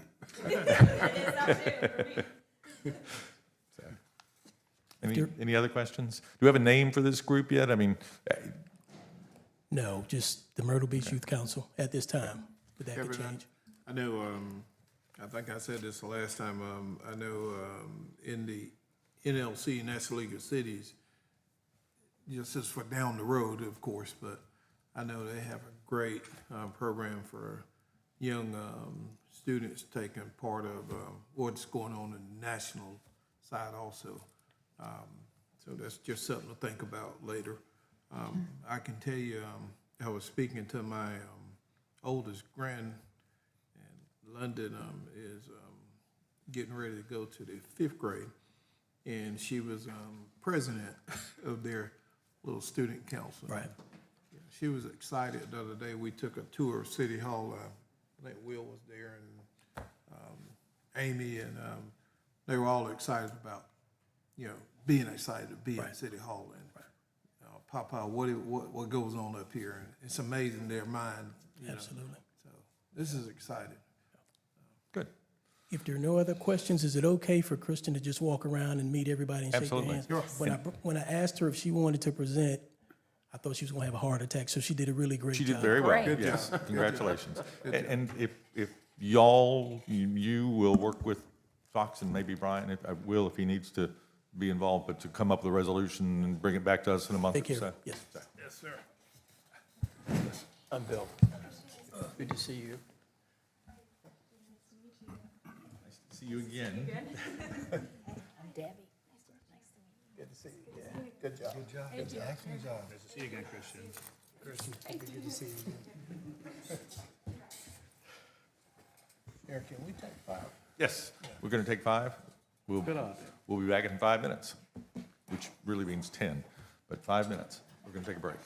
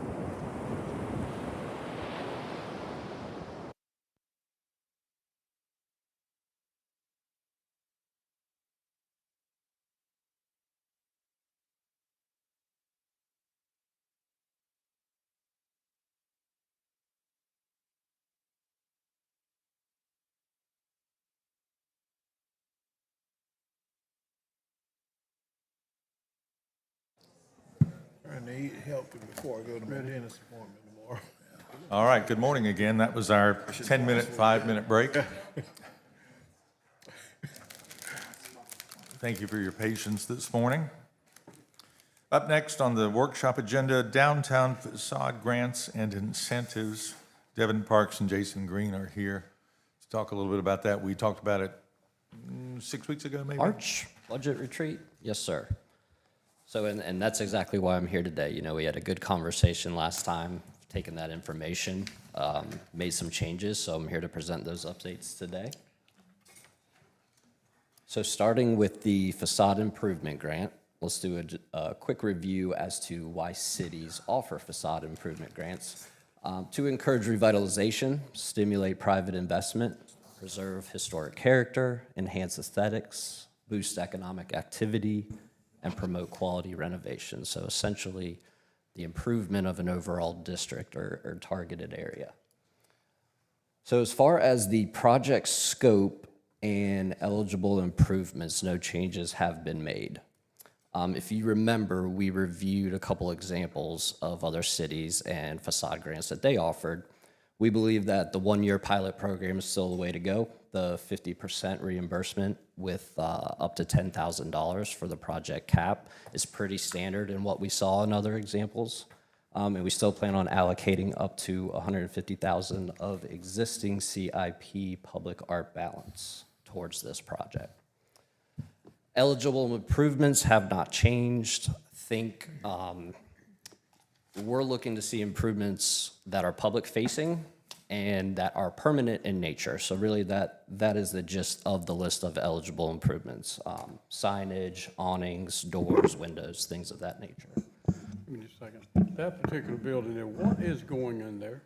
I don't know. I actually just caught the renovations last week and took a picture. Have not had a chance to check, but I will. I know that. You know? That right there is one heck of an improvement that was there, and I was just curious what's actually going on. That Sounds Third like an Avenue office. North? Third Avenue North? That's on Broadway Street, right across from the public parking lot. Yes, that's Third Avenue North. That was the subject of the paving question that came up, and I got a text this morning that that little strip that was left unpaved was paved recently, so we've completed that project. So, What was the right let's see if I picture can to tell you what select? that is. Hang on a second.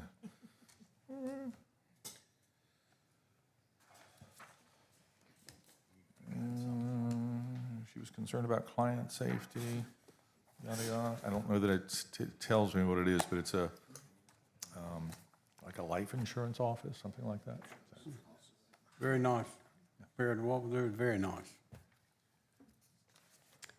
So as far as the scope, the list of improvements, any questions, comments on that? Again, no changes. All right, moving on. And it is a reimbursement. They have to spend the money first, and then they can get the money back from us. That's still the direction we're heading. We'll dig into that a little bit deeper when we talk about the process. The actual which properties are eligible, that is a change that we've made based on, you know, the previous conversations that we've had. Original proposal was for all commercial storefronts in Art and C7 Broadway Street, and then all commercial storefronts fronting Kings Highway and Ocean Boulevard. I think during those conversations, you know, several examples came up of businesses that probably should be eligible that might not be with this opportunity. So we heard you. We are proposing to modify the parameters to be citywide for commercial uses. And commercial uses generally include retail establishments, restaurants and cafes, professional and creative office spaces, personal services, locally oriented businesses, and visitor accommodations, excluding single-family townhomes and duplex units. So not residential uses, right? I will say two things on expanding this to citywide.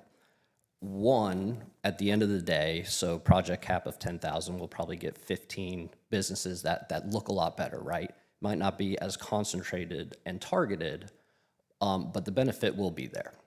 Second, I can't necessarily control what comes in citywide. And what I mean by that is I don't know if I'm going to get 300 applications in the first day or 3 applications in the entire year.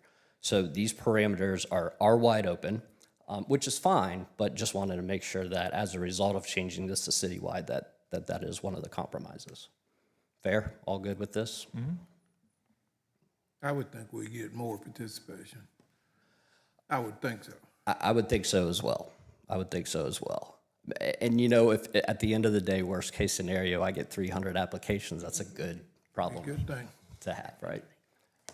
So as far as the process itself, let's look at this from the applicant's point of view, because the goal is simplicity. So anyone that applies for this, they come in and apply. We do want to have a conversation, come in and talk to us, explain the scope. We want our team to make it very clear what portions of these improvements will qualify for the facade improvement grant, what won't, and just guidance as to like next steps in the whole process. So at the end of this conversation, we want to make sure that there is absolute clarity. They understand what's expected of them. They understand what the process is internally, and really just want to set them up for success at the beginning. We don't want questions halfway through. We want there to be clarity. Oh, excuse me just a second, right Sorry. there. When you talk about to determine what is eligible, what it's going to be like, whatever, is there a set of standards that's in writing as to what that would be? Was first question. And then the second question is, I do hope this is not based on what one individual may look at and say, well, I don't know if that really works there or not. Yes, sir. So I'll give you an example. Let's say that there's an applicant coming in for a roof repair, and a portion of their roof actually fronts the facade. So that would be an example of we will contribute towards the public-facing portion of that roof repair. So it's not necessary. Yes, there is a set list of eligible improvements, and there's a list of ineligible improvements. These would need CAB approval, I'm assuming? Some may not, and that's really the kickers. We don't want, outside of this initial application and conversation, they just go do what they already do. As far as the internal city process, it may require CAB approval. In rare cases, it may not. So following that, just like we were talking about, you just go through the internal process as it stands. If you don't know that process, you will by the end of our initial consultation. So that'll all be made clear. So you do what you already do, come back, or we'll actually be tracking that, and we will establish a funding agreement with the participant. They build the project, send us the receipts, we reimburse them.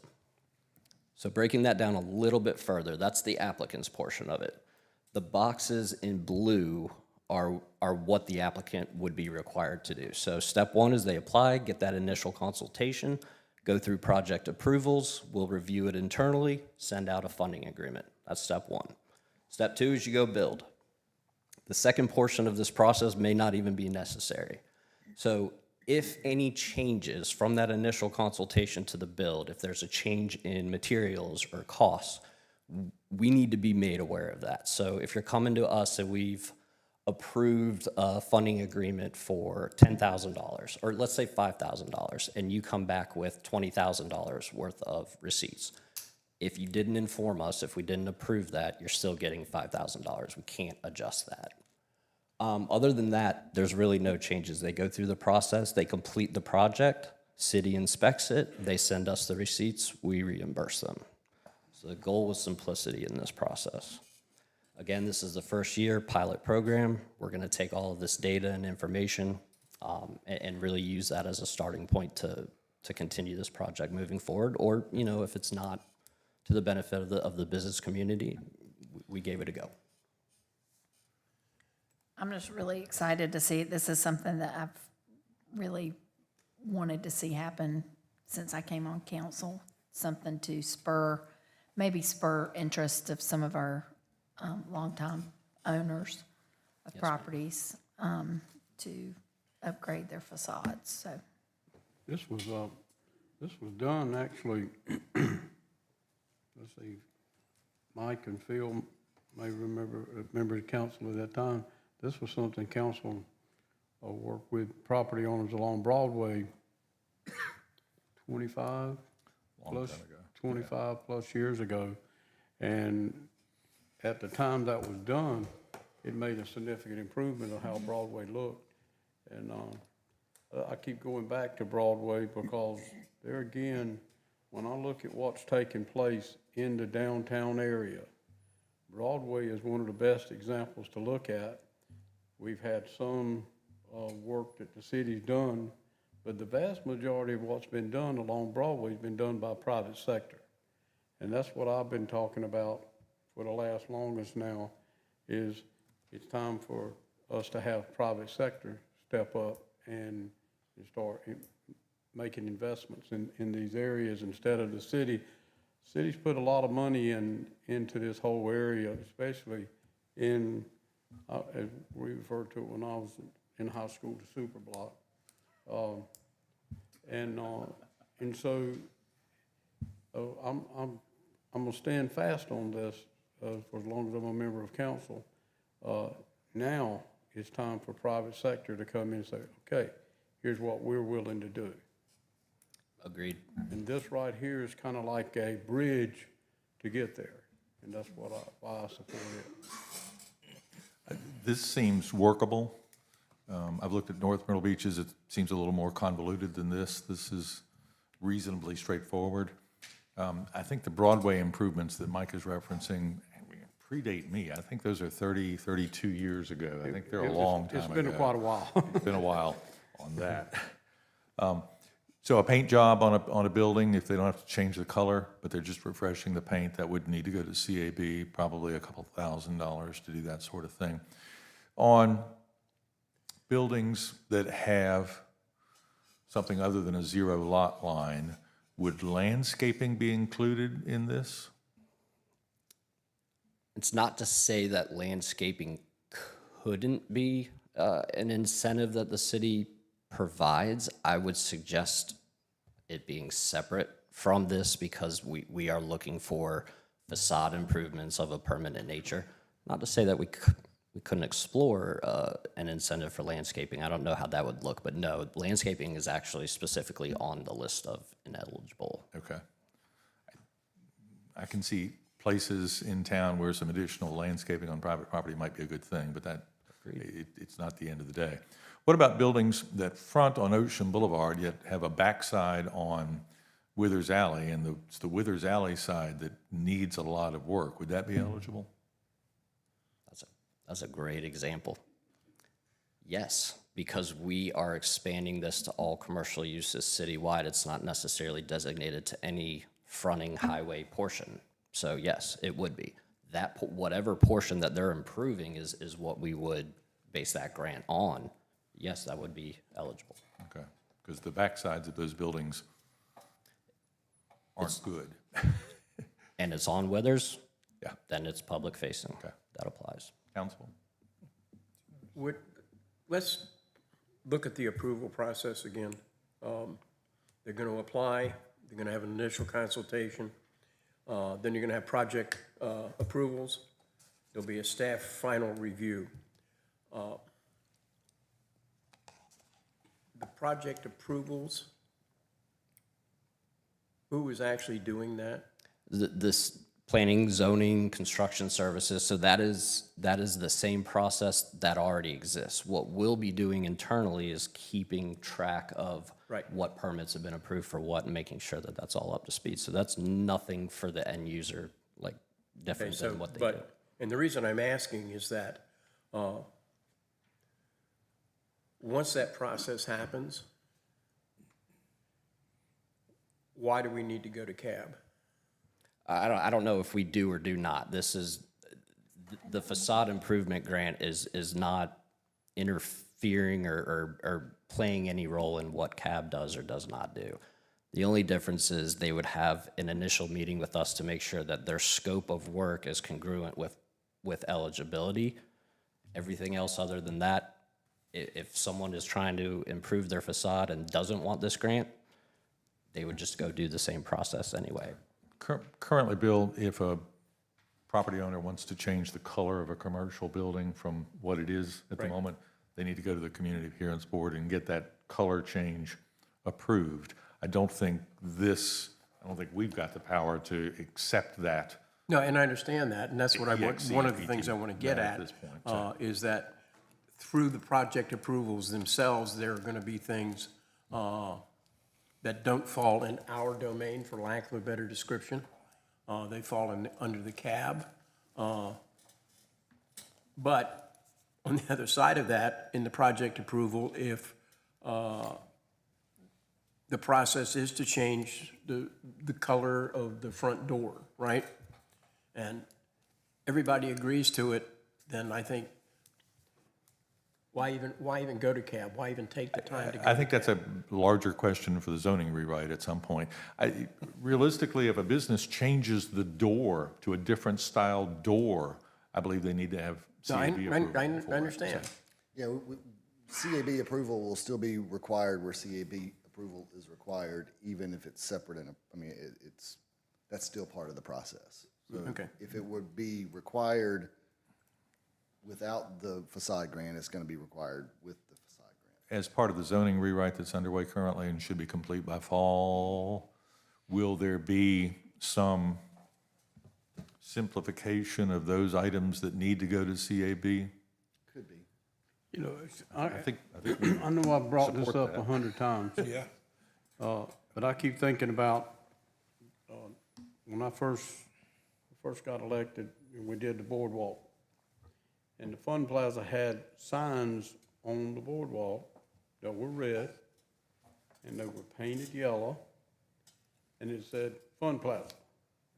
So when we redid the boardwalk, they were gonna repaint the signs anyway, so they put the signs, Fun Plaza, on the boardwalk. CAB turned it down. That, and that's been a sticking point with me from, why, really? You know? And that's the reason I guess, I get it, that there's a great purpose for the CAB.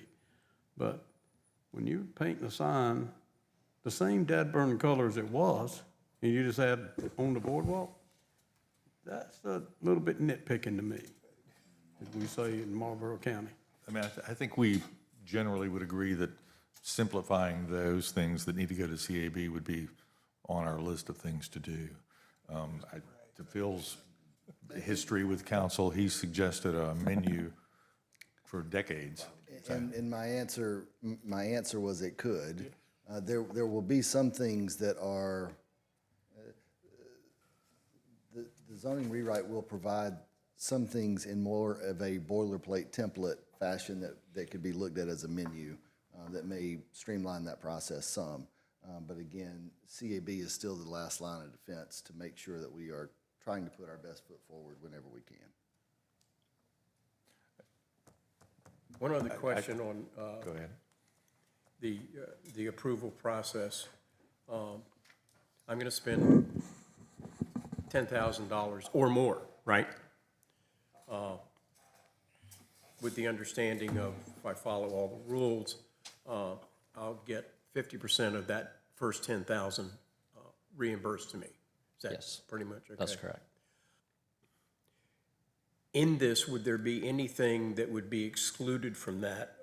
Specifically, I want to do this, I'm going to hire an architect, and the architect is going to charge me. That is specifically on the list of, and matter of fact, if y'all like, I'd be happy to review the list of ineligible.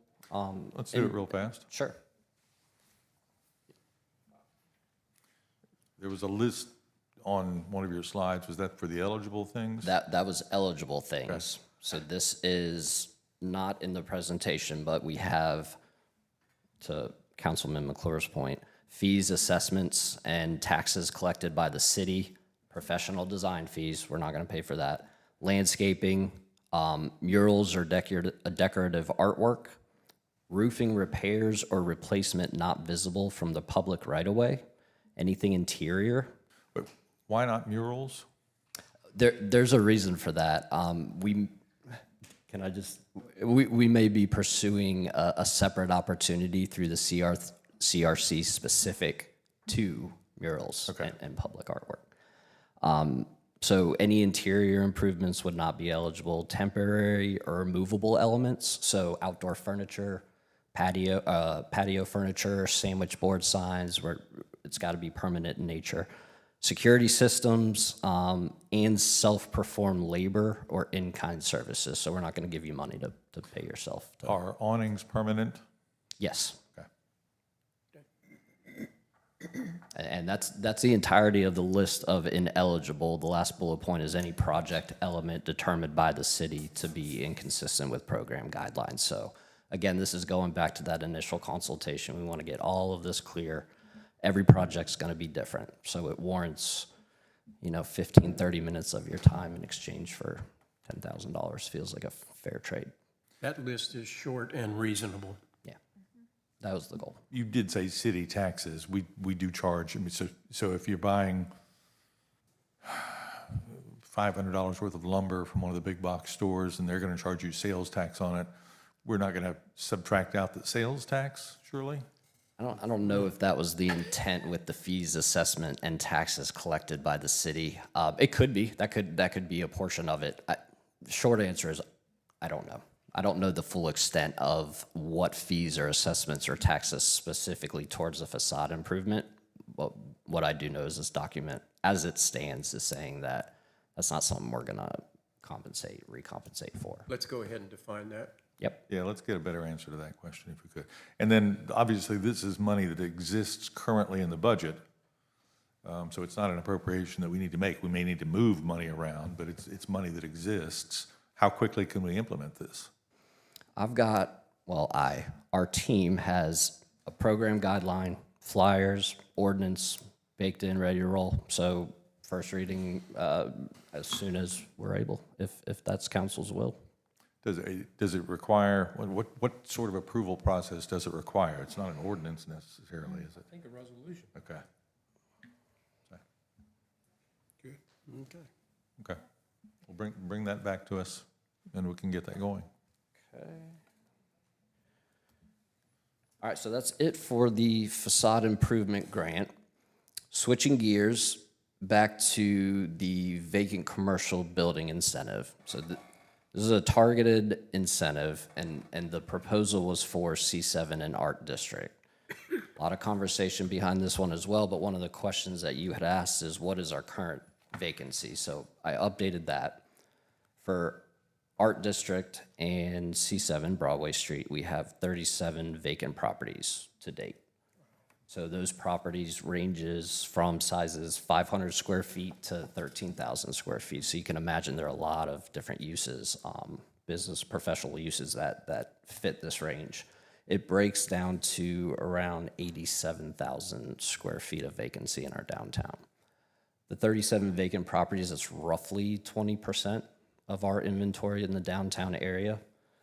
The vacant square footage, I always like to make it relative, so 87,000 is about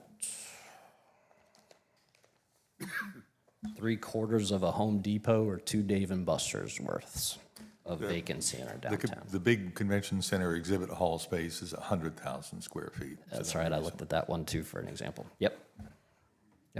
So a significant amount, it's not nothing, and again, going back to this incentive specifically, if this wouldn't work citywide, this is a targeted incentive.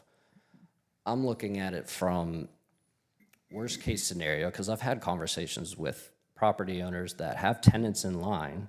It's just the upfit's a little bit out of the range to get that up to code and get those doors open.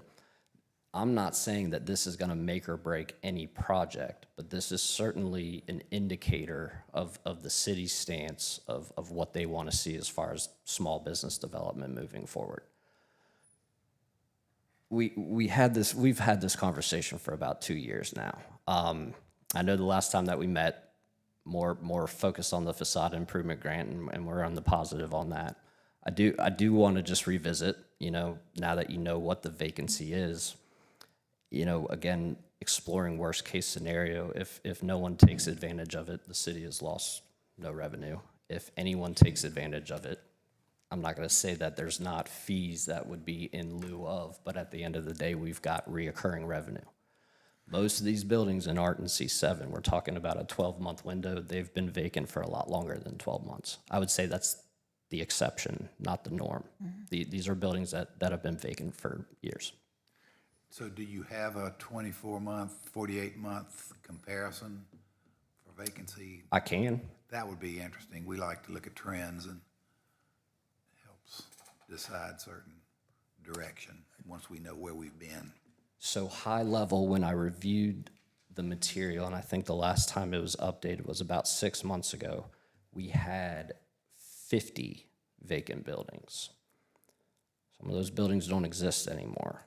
Some of those buildings are in the upfit stages. Some of them are spoken for, but are still vacant. So, but to give you an idea, 6 months earlier, that number 37 was 50. I'm aware of a potential lease on a 5,000 square foot building downtown, so that'll reduce this number somewhat. I've also got interest from somebody who wants a 5,000 square foot building downtown. I need to share that with you. Please. And I haven't done that. I've got just the spot. My objection to this continues to be that this is not really an incentive to fill those buildings. This is a tertiary way of getting to the end game. I'd rather have a much more direct way of getting to the end game at some point than giving up 3 years' worth of business licenses and building permit fees. That doesn't seem to be the motivating factor that will get the building owner, the property owner, out there to recruit somebody for their building. Granted, it would be a bonus at the end of the day, but that doesn't seem to be what will actually motivate that property owner to do anything. We need something to motivate the property owner. And I don't see that as, in my mind, that doesn't fill the bill. When you say direct, could you clarify a little bit? Like, Well, do you I have mean, any examples? Or you've got a vacant building. Say you've got a vacant 2,000 square foot building, which is not very big. This incentive would be building permit fees. So if the building is vacant, the person has to upfit it maybe for a new tenant, so you can get building permit fees back at the end of that. And then business license fees, well, the owner of the building's not going to pay the business license fees. The tenant's going to pay the business license fees unless it's sold. So it just doesn't strike me, if the goal is to put businesses in vacant spaces, this seems kind of a backhanded way to do it. Maybe that's a better way to say that. Well, An indirect way to do that. one thing is, we just talked about earlier, is that building there has been vacant for, I'd almost be willing to say 20 years. So it's obviously eligible for that tax credit that we spoke about with Talon Group. Bailey on vacant building tax credit. So that right there in itself would be another incentive in it to do. And that would include not just doing the facade, that would be anything to do with the construction period of the building. So that is a way to get there. We're giving away basic city revenue streams, but I don't see that that's enough. I mean, it's just me. I don't think that's much incentive at the end of the day for them to do something tomorrow with that building. I agree, but to Councilman Louder's point, it becomes a little more significant when you can stack these incentives, and that's exactly what the goal of this is. It's not to put us out. It's not to put the city at risk of losing additional revenue. These are revenues that don't currently exist as they stand because these buildings aren't generating revenue. When you presented this the first time, you said your goal was to get people to list the vacant properties. I would like people to list the vacant properties. That wasn't necessarily the goal of this incentive. And what I'd like to do with the vacancy around town, I just haven't, is actually sit down, talk to the property owners of these vacant properties. But that's not the end goal. I mean, that can be done though.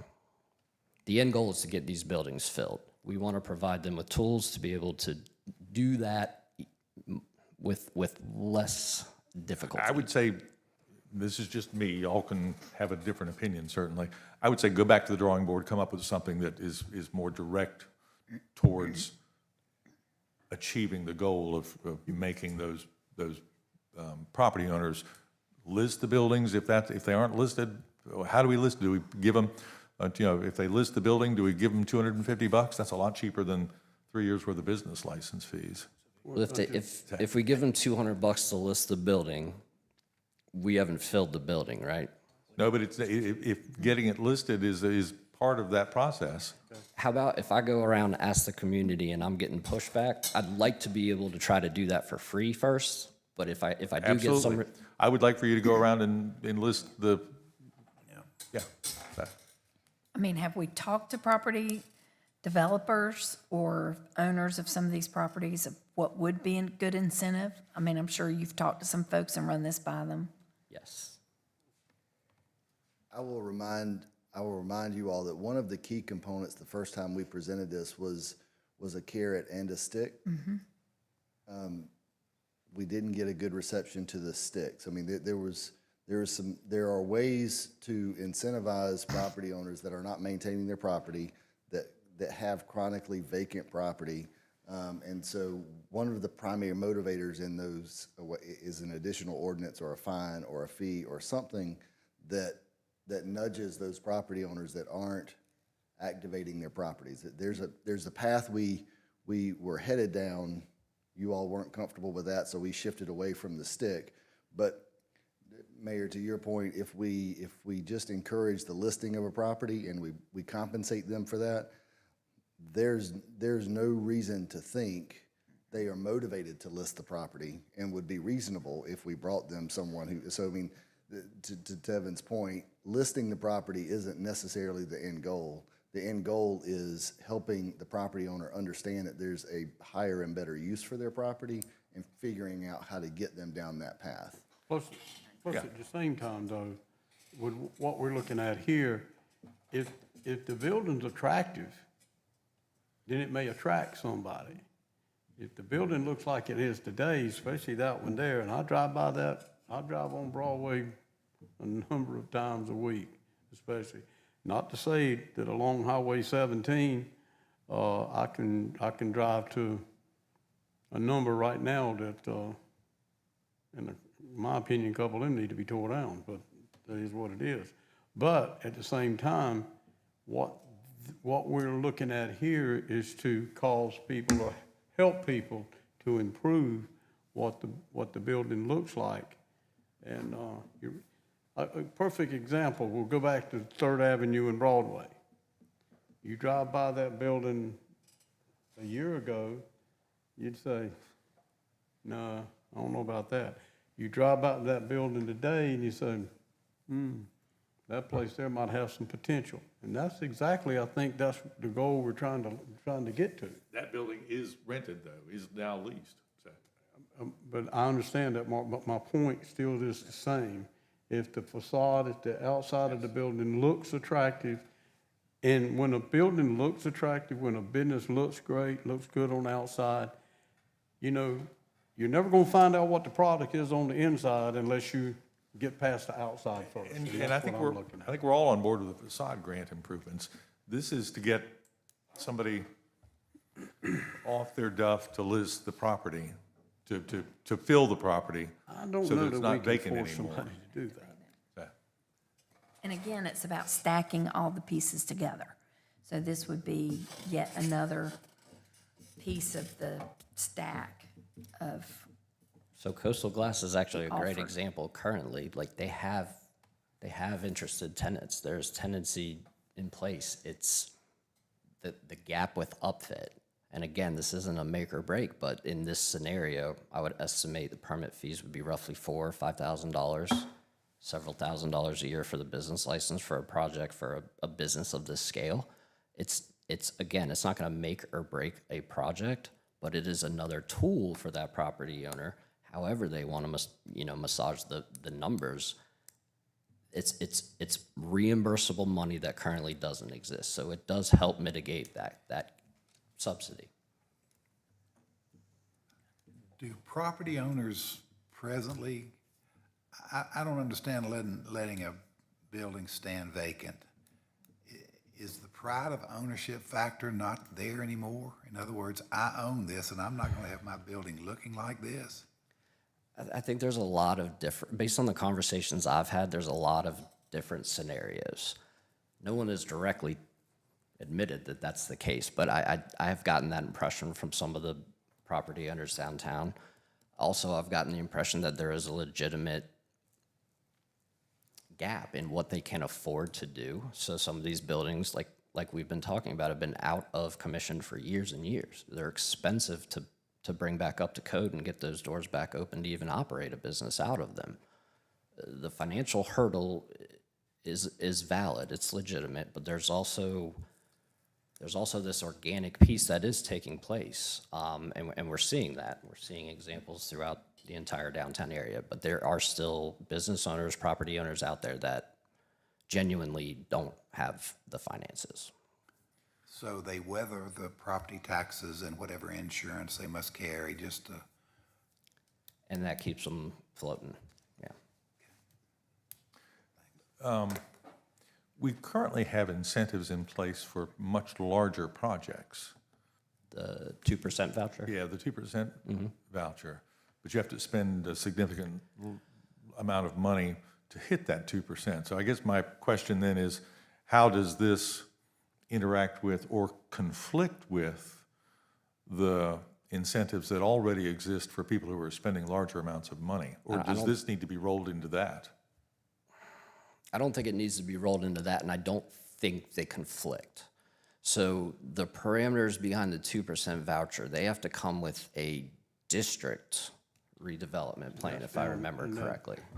So this would be comparable to the Coastal Glass building along with the entire block next to it. I don't know that it's a district plan, no, because the J1 student housing was eligible for it. It wasn't a district. It's a single project. If you're bringing a $100 million project to the table, you can get $2 million back in reimbursements. Isn't it like a redevelopment area proposal? It's new construction or redevelopment. In an instance. So the original intent of the voucher program was specifically targeting hospitality-related businesses along Ocean Boulevard. That's correct. And one of the requirements there is a redevelopment plan for a larger area. The J1 is an exception to that because there is a carve-out in the 2% voucher that allows workforce housing to be considered and included in the broader district. So that one is a little bit of that particular project is an anomaly, but generally speaking, the 2% voucher's intent was hospitality along the boulevard. There's a bottom floor to the 2% voucher. Yes. Here we have no bottom floor. We're taking this down to zero, basically. Can you do that with the 2% voucher? This would seem to be, for the value of the project, this would seem to be a higher incentive than the 2% voucher. Yes, it is higher than 2%, but if you were offering a 2% voucher on a $10,000 program, that's negligible. It is, I agree.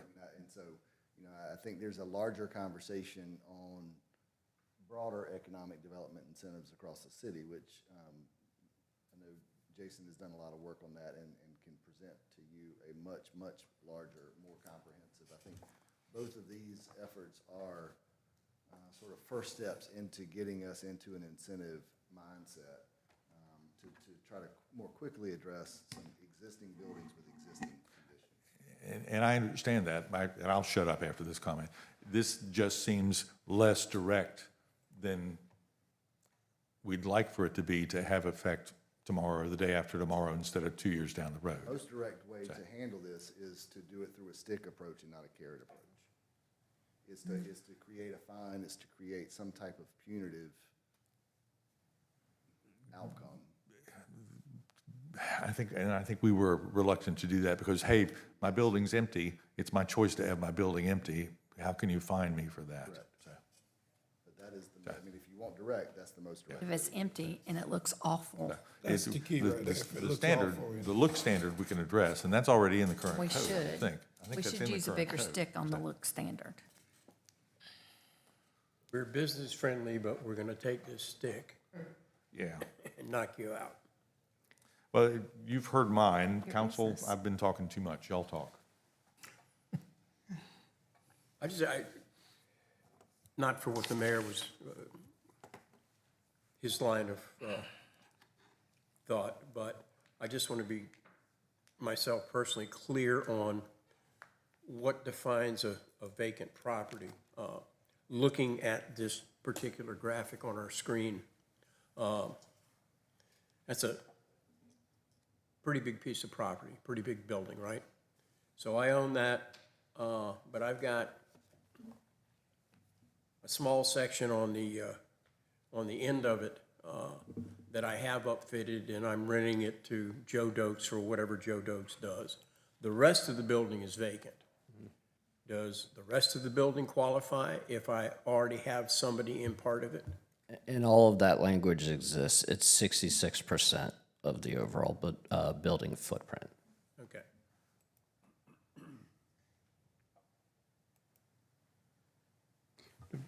Of the conversation thus far, out of all of it, the issue that I would have, I don't know how, somebody can correct me, Will, anybody wants to jump in on this. I don't know how we can say, okay, we're gonna force you basically to put your building up for sale, list it for sale.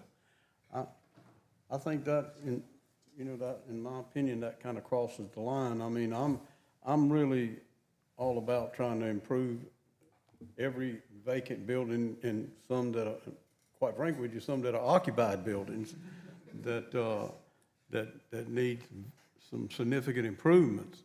But I don't know that I'd want somebody, even my home, I want you to come by and say, you're gonna put your house up for sale, or.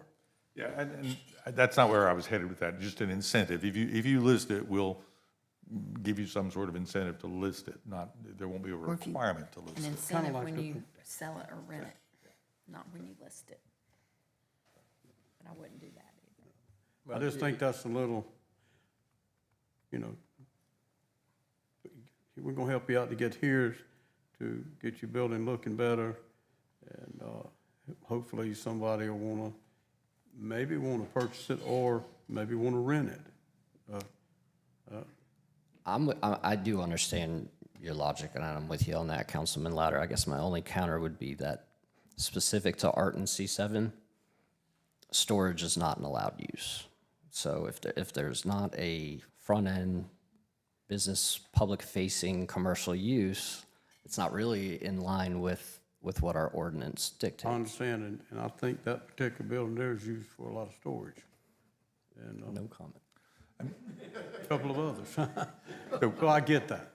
So thumbs up on the facade grant. Have you asked the owners of some of these vacant buildings what would be an incentive to them to redevelop their property? Yes, and I've gotten a wide variety of responses, all of which boil down to money. Of course, I would do the same thing if I was in their position. So there's got to be a balance, right? Like there's the reality of what people are telling me or the collective is telling me and the risk associated with us kind of meeting them halfway. This, to me, treating it like a pilot program, just like the facade improvement grant, is ticking in the right direction, and it's giving us data to make more informed decisions about incentives and grants moving forward. So I think one of the things that we're struggling with is that, and we've mentioned this, is that there are other incentives that could be stacked, right?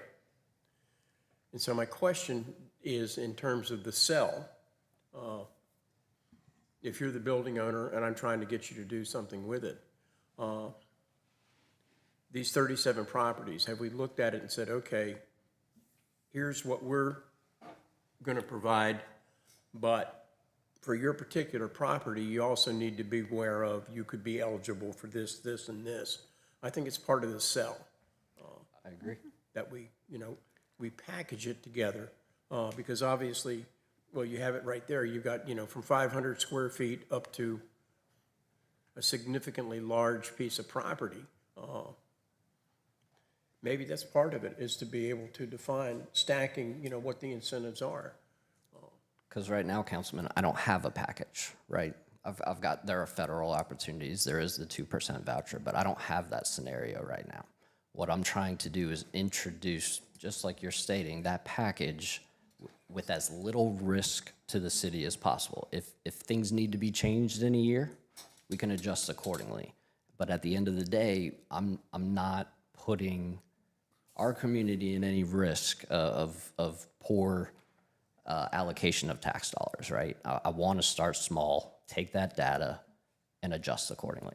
And I understand that, but again, if we are aware that there is a county program, a state program, a federal program that building owner, whoever that is, could possibly qualify for, in addition to what we're offering, all I'm saying is, I think we need to be proactive and point that out.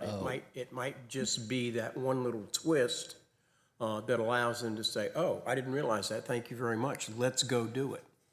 Understood. And that information, even the federal opportunities, the state opportunities are on the city's website under economic development. And we do share those opportunities as well with private. All right, I'm going to surprise y'all. You know these building owners probably better than we do, but I know a couple, all right? I can assure you they're not on the city's website a lot. Yep. You know, sometimes we need to bring the horse to water and salt the oats a little bit so they drink. I will tell you that conversations of that nature take place definitely monthly, if not weekly, with businesses. All right, I'm going to surprise you. I'm going to withdraw my objection to this as a one-year pilot project. It can't hurt to try it. Say September 1 to September 1, and the fact that it's a one-year pilot project may actually drive some folks to accept this. Sense of urgency. So I'll be quiet about that. I do want to know what quantification exists. You've got building permit fees. Is that all building permit fees? Meaning? In terms of fee reimbursements, it says building permit fees. Yes. So all building permit fees? Involved in filling a tenant for that property, yes. So we wouldn't charge them anything. Just like after a hurricane, if you're repairing a hurricane damage, we'll give you free building permits. We'll charge you, but we're going to pay you back. We'll reimburse you. That would be a reimbursement. Mm-hmm. So it is a reimbursement. Yeah. And then business license fees, it says up to 3 years. Who makes the decision? Is it 1 year, 2 year, 3 year? And that could be on a case-by-case basis. I say up to 3 years because if I'm not using the full stack of incentives that was originally proposed 2 years ago, to me, we broke down ERU, water and sewer credits. So like the original proposal was to the tune of the two examples I gave her $50,000 to $70,000 in reimbursement. Significant. A lot of those were removed. And the 1 to 3 years for the business licenses was the logic was 3 years actually becomes a little more significant than just $1,000, $500 reimbursement. Where's that determination made? Who determines that? Why is that 1 versus 3? I would argue that it should just be 3 because the way the two incentives play out, it's say, really Michelle? not a large chunk. What'd you say? I wonder if there's a cap on the business license. Up to $500, $1,000. Right, and somebody comes in with a $20,000 business license. Yeah. Okay. Do we want to? I like that. So, I like that. I like that too. I'll go back and watch. Yeah. And it could be it could be up to like $2,000. Capping it? Yeah. Great. Can do.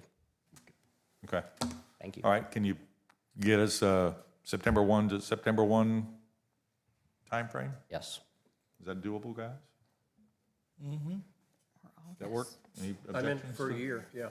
Just a year, and you got to get your act together and apply. We'll do it. Thank you. Thank you all very much. That's all I have. Thank you. Thank you for putting up with us. Good job, Deb.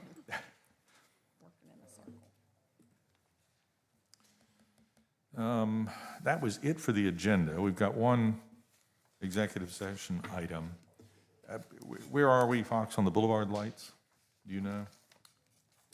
Check with Roy. Jason, do you know where we are? Oh, there we go. I spoke with Greg Fullwood last week and tentatively scheduled for next week. It might be the week after that. They're kind of looking at weather, looking at personal schedules on his staff to make sure that they can come down here and do that. The installation time is about 3 days. Actually, it's going to be midnight to 8 a.m. to kind of avoid the traffic down there. But that's kind of the expectation at the moment. Okay. I'm hearing from the business community that the cost is so much less that they have the ability to do more than they were originally planning, so that it will go south of 8th Avenue North as well? They're going to go north to 12th, I believe, Okay. is what I heard from talking to Mr. Tucker, who'd been handling that on the city side. So it'll go from 9th to 12th instead of 9th to Joe White. Okay, maybe that's the extension, but that there was a possibility to do more because the cost is so much less. That's right. Okay. I noticed the other day that there's an anniversary for the 20th anniversary for the Historic Myrtle Beach Colored School Museum and Education Center, June 24th. So just put that on your radar. It's coming up. I don't know what time of day, but it's coming up, June 24th. So, and then any word on getting either in hard or light the Pelicans logo on top of our water tower? On top of what? The water tower.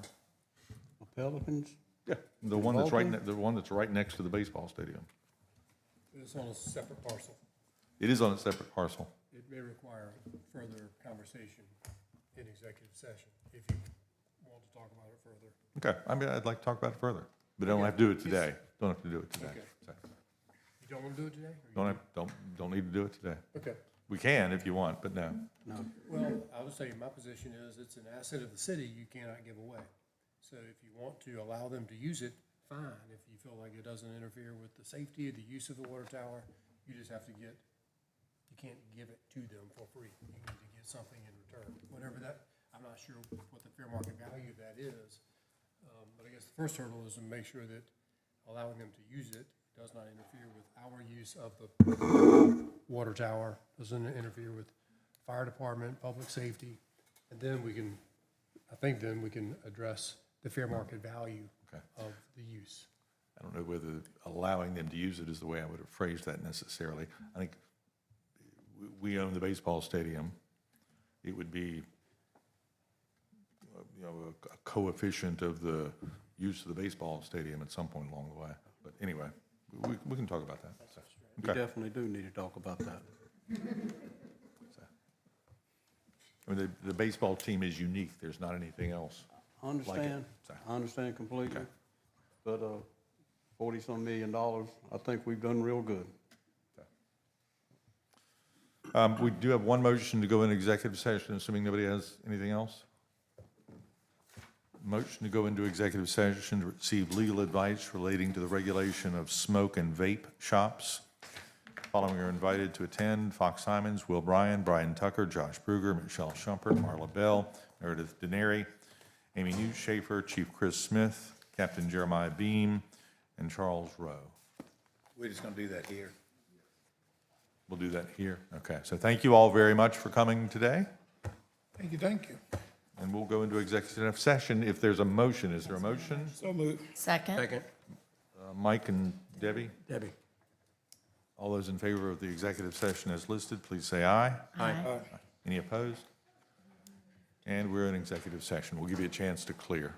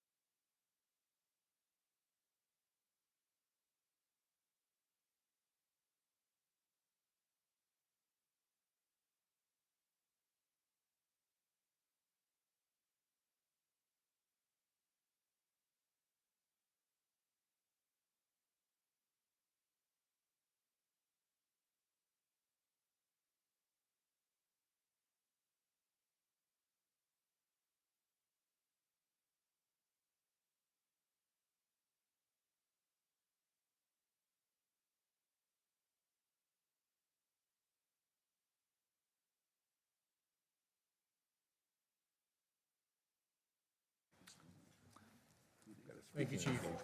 I'm sorry? Thank you, Captain Beam. Next Tuesday at like noon, so we're gonna have to be done in a timely Don't manner. put too much on the agenda, Mark.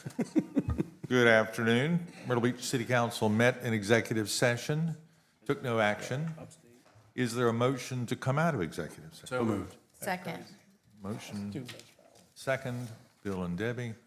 All those in favor of leaving executive session, please say aye. Aye. Any opposed? Is there a motion to adjourn? We don't have to have that on the workshop. Oh, that's true. Well, it is still a meeting, so we are adjourned. Thank you.